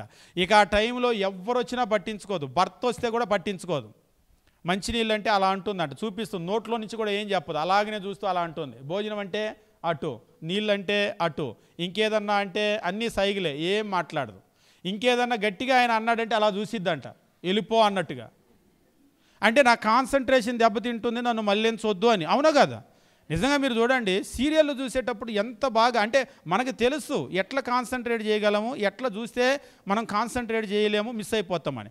అదే దేవుని వాక్యం దగ్గర అయితే ఇటు పిలిచే వాళ్ళు ఒకరు, అటు తట్టే వాళ్ళు ఒకరు, రకరకాలుగా మనల్ని శోధిస్తూ ఉంటే దేవుని వాక్యం దగ్గర. అందుకనే మనం ఏం చేస్తామంటే, మేము సండే స్కూల్ కూడా ఇప్పుడు ఎందుకు ఏర్పాటు చేసాం, కరెక్ట్గా ఇక్కడ వాక్యం టైంలోనే అక్కడ వాళ్ళకి సండే స్కూల్. వాస్తవంగా వాళ్ళు ఫస్ట్లో అడిగారు, మరి వాక్యం మేము మిస్ అయిపోతాం కదా అని. ఇప్పుడు సండే స్కూల్ టీచర్ వెళ్ళారు కదా, వాళ్ళు మార్నింగ్ మిస్ అయిపోతారు కదా. నేను అందుకనే ఉదయం చెప్పిన వాక్యం సేమ్ అలానే సాయంత్రం చెప్తాను. కానీ ఒక విషయం ఏంటంటే, ఉదయం నా మైండ్ చాలా ఫ్రెష్గా ఉంటుంది, నాకే కాదు మీ అందరికీ వాక్యం చాలా బాగా చెప్పగలుగుతాం. సాయంత్రం వచ్చేసరికి అలా ఉండదు. వాళ్ళు అప్పుడప్పుడు అంటూ ఉంటారు, ఉదయం ఇంకా చాలా విషయాలు చెప్పారంటగా అని. అంటే ఉదయం మరి మైండ్ చాలా ఫ్రెష్గా ఉంటుంది. అవును, వాళ్ళు మిస్ అయిపోయినా కానీ ఎందుకు అక్కడ సండే స్కూల్ పెట్టించాం? ఇప్పుడు ఒక్కసారి ఊహించుకోండి, ఆ పిల్లలందరూ మీ దగ్గర కూర్చున్నారు అనుకోండి, అసలు మిమ్మల్ని వాక్యం వినేస్తారా? అందుకనే కరెక్ట్గా ఇదే టైంలో వాళ్ళకి అక్కడ సండే స్కూల్ పెట్టించి మిమ్మల్ని ఎవ్వరూ విసిగించకుండా మేము ఏర్పాట్లు చేస్తే, కొంతమంది పిల్లల్ని పక్కన పెట్టించుకొని గోకించుకుంటూ ఉంటారు. వాళ్ళు లాగటం, వాళ్ళు గీరటం, వాళ్ళు రకరకాలుగా శోధించటం, వాళ్ళ వల్ల ఈ తల్లి మాత్రమే కాదు పక్కన ఉన్న నలుగురు అందరూ డిస్టర్బ్ అవుతూ ఉంటారు. కాబట్టి మీరే వినేటప్పుడు మీరు ఏం చేయండి అంటే, వినటానికి కావలసినటువంటి ఆహ్లాదకరమైన వాతావరణాన్ని మీరే ఏర్పాటు చేసుకోండి. ఒక సీరియల్ చూసేటప్పుడు ఎంత స్ట్రిక్ట్గా దాన్ని ఏర్పాటు చేస్తామో, ముందే అక్కడ భర్త వస్తాడని తెలిస్తే మంచినీళ్ళు పెట్టి, భోజనం పెట్టి, నీళ్లు పెట్టి బాత్రూంలో, ఇంక నన్ను విసిగించొద్దు, నేను ఇప్పుడు చూస్తూ ఉన్నాను, ఇది ఒకటే నా ఫేవరెట్ సీరియల్, అరగంట వరకు విసిగించొద్దని ముందే చెప్పేస్తారు కొంతమంది. అలాగనే కొంతమంది, మీరు నమ్ముతారో నమ్మరో కానీ, సీరియల్లప్పుడు ఫోన్లు సైలెంట్ మోడ్లో పెట్టుకుంటున్నారు. మీకు తెలియదేమో. సీరియల్ అప్పుడు నేను చూసి ఆశ్చర్యపోయాను, ఫోన్ మోగటం లేదంటే ఆ లోపల ఉందండి అన్నారు. ఇంటికి వెళ్తే ఆ లోపల ఫోన్ సైలెంట్ మోడ్లో పెట్టారు. నాకు ఇంతవరకు తెలిసింది ఏంటంటే, ప్రేయర్లో సైలెంట్లో పెడతాము, అది పెట్టనోళ్ళు కూడా ఉంటారు. ఉద్యోగానికి వెళ్ళినప్పుడు బిజీ మీటింగ్లోనో సైలెంట్లో పెడతారు. కానీ సీరియల్ చూసేటప్పుడు అంత సైలెంట్ మోడ్లో పెట్టి అంత సీరియస్గా కాన్సన్ట్రేట్ చేస్తున్నారని నాకు తెలియలేదు. కానీ మీరు ఎప్పుడైనా సరే మీరు వాక్యం బాగా వినాలి అని కనుక అనుకున్నట్లయితే, ఒకటి, మీరు చెప్పేటువంటి వాళ్ళ వైపు చాలా జాగ్రత్తగా మీరు చూడండి, అంటే మీ ఏకాగ్రత కొరకు. రెండోది ఏమిటి అంటే, మీరు ఎప్పుడైతే మీరు వినాలి అని అనుకుంటారో, మీ చుట్టూ వినేటువంటి వాతావరణాన్ని మీరే సృష్టించుకోండి. మరొక ముఖ్యమైనటువంటి విషయము, వినేటప్పుడు మీరు ఎప్పుడూ కూడా భక్తి భావంతో వినండి. చాలా చాలా ముఖ్యమైనటువంటి విషయం ఏమిటి అంటే, వినేటప్పుడు ఎప్పుడు కూడా ఇది దేవుని వాక్యమో అనేటువంటి భయముతో, ఆ భక్తి భావంతో వినండి. ఒక విషయం నేను చెప్పి ముగించేస్తాను. మీరు స్కూల్లో కాలేజీలో ఉన్నారు, టీచర్ మాట్లాడేటప్పుడు ఎలా ఉంటారు, ప్రిన్సిపాల్ వచ్చి మాట్లాడేటప్పుడు ఎలా ఉంటారు పిల్లలకి? మీ కాలేజీలో మీ లెక్చరరో మీ టీచరో మాట్లాడేటప్పుడు ఎలా ఉంటారు, మీ ప్రిన్సిపాల్ వచ్చి మాట్లాడేటప్పుడు ఎలా ఉంటారు? అంత దూరంలో ప్రిన్సిపాల్ని చూడగానే ఇక్కడ అలర్ట్ అవుతూ ఉంటారు. అవునా కదా? టీచర్తో మాట్లాడినట్టుగా హెడ్ మాస్టర్తోనో ప్రిన్సిపాల్తోనో మాట్లాడితే కుదరదు. పర్యవసానాలు ఎలా ఉంటాయి అనేది మనకు తెలుసు. అసలు వాళ్ళు రాగానే రెండు కాళ్ళు దగ్గర పెట్టుకొని ఒళ్ళంతా దగ్గరకు వచ్చేసి అప్పుడప్పుడు అనిపిస్తూ ఉంటుంది, నిజంగా దేవుడు మాట్లాడితే కూడా ఇంత ఒళ్ళు దగ్గర పెట్టుకోరు కదా జనాలని. నిజంగా వాళ్ళని చూసి ఒక బాస్ మాట్లాడేటప్పుడు ఎట్లా ఉంటుంది, ఒక ఉద్యోగానికి వెళ్ళారు, పై అధికారి మాట్లాడేటప్పుడు ఎంత జాగ్రత్తగా ఉంటాం మనం. నిజంగా మనం వినేటువంటిది మనం ఎంత భయంతో ఎంత భక్తి భావంతో వింటాము అనే దాని మీదే ఆ విషయం లోపలికి వెళ్ళటం ఉంటుంది. మీరు ఎప్పుడైతే ఎదుటి వ్యక్తికి భయం ఇస్తారో, అంటే ఆ భయం చూపిస్తారో, గౌరవం ఇస్తారో, జాగ్రత్తగా వింటారో, ఆ విషయాలు లోపలికి వెళ్ళిపోతాయి. ఎప్పుడైతే వినేటప్పుడు నిర్లక్ష్యంగా వింటారో, ఆ విషయాలు లోపలికి వెళ్ళవు. కాబట్టి ముఖ్యమైనటువంటి చివరి విషయం ఏమిటంటే, మీరు దేవుని వాక్యాన్ని వినేటప్పుడు మీరు చాలా భయంతో, చాలా భక్తిభావంతో మీరు ఆ మాటలను వినండి, మీకు లోపలికి వెళ్తాయి. ఇది దేవుని మాటలు అనేటువంటి భయంతో గనక మీరు విన్నట్లయితే మీకు అవి లోపలికి వెళ్తాయి. ఒకవేళ అలా గనక మీరు వినకపోతే, నిర్లక్ష్యంగా గనక వింటే అసలు మీకు అవి లోపలికే వెళ్ళవు. గంట సేపు చెప్పినటువంటి ఈ మాటల్లో మీరు నమ్ముతారో నమ్మరో కానీ 10 నిమిషాలు కూడా మనం తిరిగి చెప్పలేం, ఎందుకంటే అవి లోపలికి వెళ్ళలేదు. ఒక విషయం చెప్పి ముగిస్తాను. అరగంట చూసే సీరియల్ని గంట సేపు చెప్పొచ్చు, మీకు తెలుసా? అరగంట సీరియల్ని గంట చెప్పొచ్చు. మా చిన్నప్పుడు ఒకసారి అంటే చిన్నప్పుడు ఏం చేసేవాళ్ళంటే ఎవరైనా కొత్త సినిమా చూసి వస్తే చెప్పు స్టోరీ చెప్పు అని అడిగేవాళ్ళు. చిన్నప్పుడు ఒకసారి ఒకడెళ్ళి వాడు మంచి స్టోరీ టెల్లరు 5 నిమిషాలు అంటే సినిమా స్టార్ట్ అయిన తర్వాత మొదట 5 నిమిషాలు చెప్పడానికి పావుగంట చెప్పాడు. మిగిలిందంతా క్లాస్ స్టార్ట్ అవుతుంది, టీచర్ వస్తారు, తర్వాత చెప్తా అన్నాడు. ఎంతసేపు అయిందిరా అంటే 5 నిమిషాలు, ఇప్పుడేగా ఎంటర్ అయ్యారని అన్నాడు. మరి ఇంతసేపు చెప్పావంటే అంటే వాస్తవంగా ఆ కథనం ఉంటుంది కదా, మీరు సీరియల్లో కూడా చూడండి, సీరియల్లో కథ ఏమీ ముందుకు జరగదు, ముందుకి వెనక్కి అలా కదుపుతాడు. అంటే నేను దేని గురించి మాట్లాడుతున్నానంటే మనం ఎప్పుడైతే జాగ్రత్తగా విన్నామో వాటిని మరలా మనం తిరిగి అంత వివరించగలుగుతాం. కాన్సన్ట్రేషన్ చేయకపోతే ఒకసారి కొందరు అంటారు, ఈ 4 వచనాలు చెప్పడానికి మీకంటే గంట పట్టింది కానీ మాకు 4-5 నిమిషాల్లో అయిపోయిద్దని. వివరిస్తే ఎక్కువసేపు చెప్పగలుగుతాం, అందులో ఉన్నటువంటి ప్రతి మాటను తీసుకొని వివరించకుండా చదువుకుంటూ వెళ్ళిపోతే 4 నిమిషాల్లో అయిపోయింది, 6 నిమిషంలో కూడా అయిపోతుంది. అంటే ఇక నేను చెప్పాలనుకున్న విషయం ఏమిటంటే మనం ఎంత జాగ్రత్తగా దాన్ని మనం గమనించగలుగుతామో తిరిగి మనం అంత రీప్రొడ్యూస్ చేయగలుగుతాం. అది మన లోపలికి వెళ్ళలేదంటే మన లోపల నుంచి బయటికి రాదు. మీరు కంప్యూటర్ లోపలికి డేటా వెళ్తే బయటకు వస్తుంది, లోపలికి ఏమి వెళ్ళకపోతే బయటికి ఏమీ రాదు. మన హ్యూమన్ బ్రెయిన్ కూడా అలాగనే, మన మనస్సు కూడా అలాగనే. వాక్యం మీకు లోపలికి వెళ్తే వాక్యం బయటకు వస్తుంది, వాక్యం లోపలికి వెళ్ళకపోతే మీరు ఎప్పుడైతే భక్తిభావంతో వింటారో అది లోపలికి వెళ్తుంది, నిర్లక్ష్యంగా వింటారో మీ లోపలికి వెళ్ళదు. కూర్చున్నామంతే కానీ లోపలికి వెళ్ళదు. కాబట్టి మీరు దేవుని వాక్యాన్ని బాగా వినండి. మీరు మీ కుటుంబాలు దీవించబడితే మనం వింటే దీవించబడతాం, వినకపోతే మనం దీవించబడేదానికి అవకాశమే లేదు.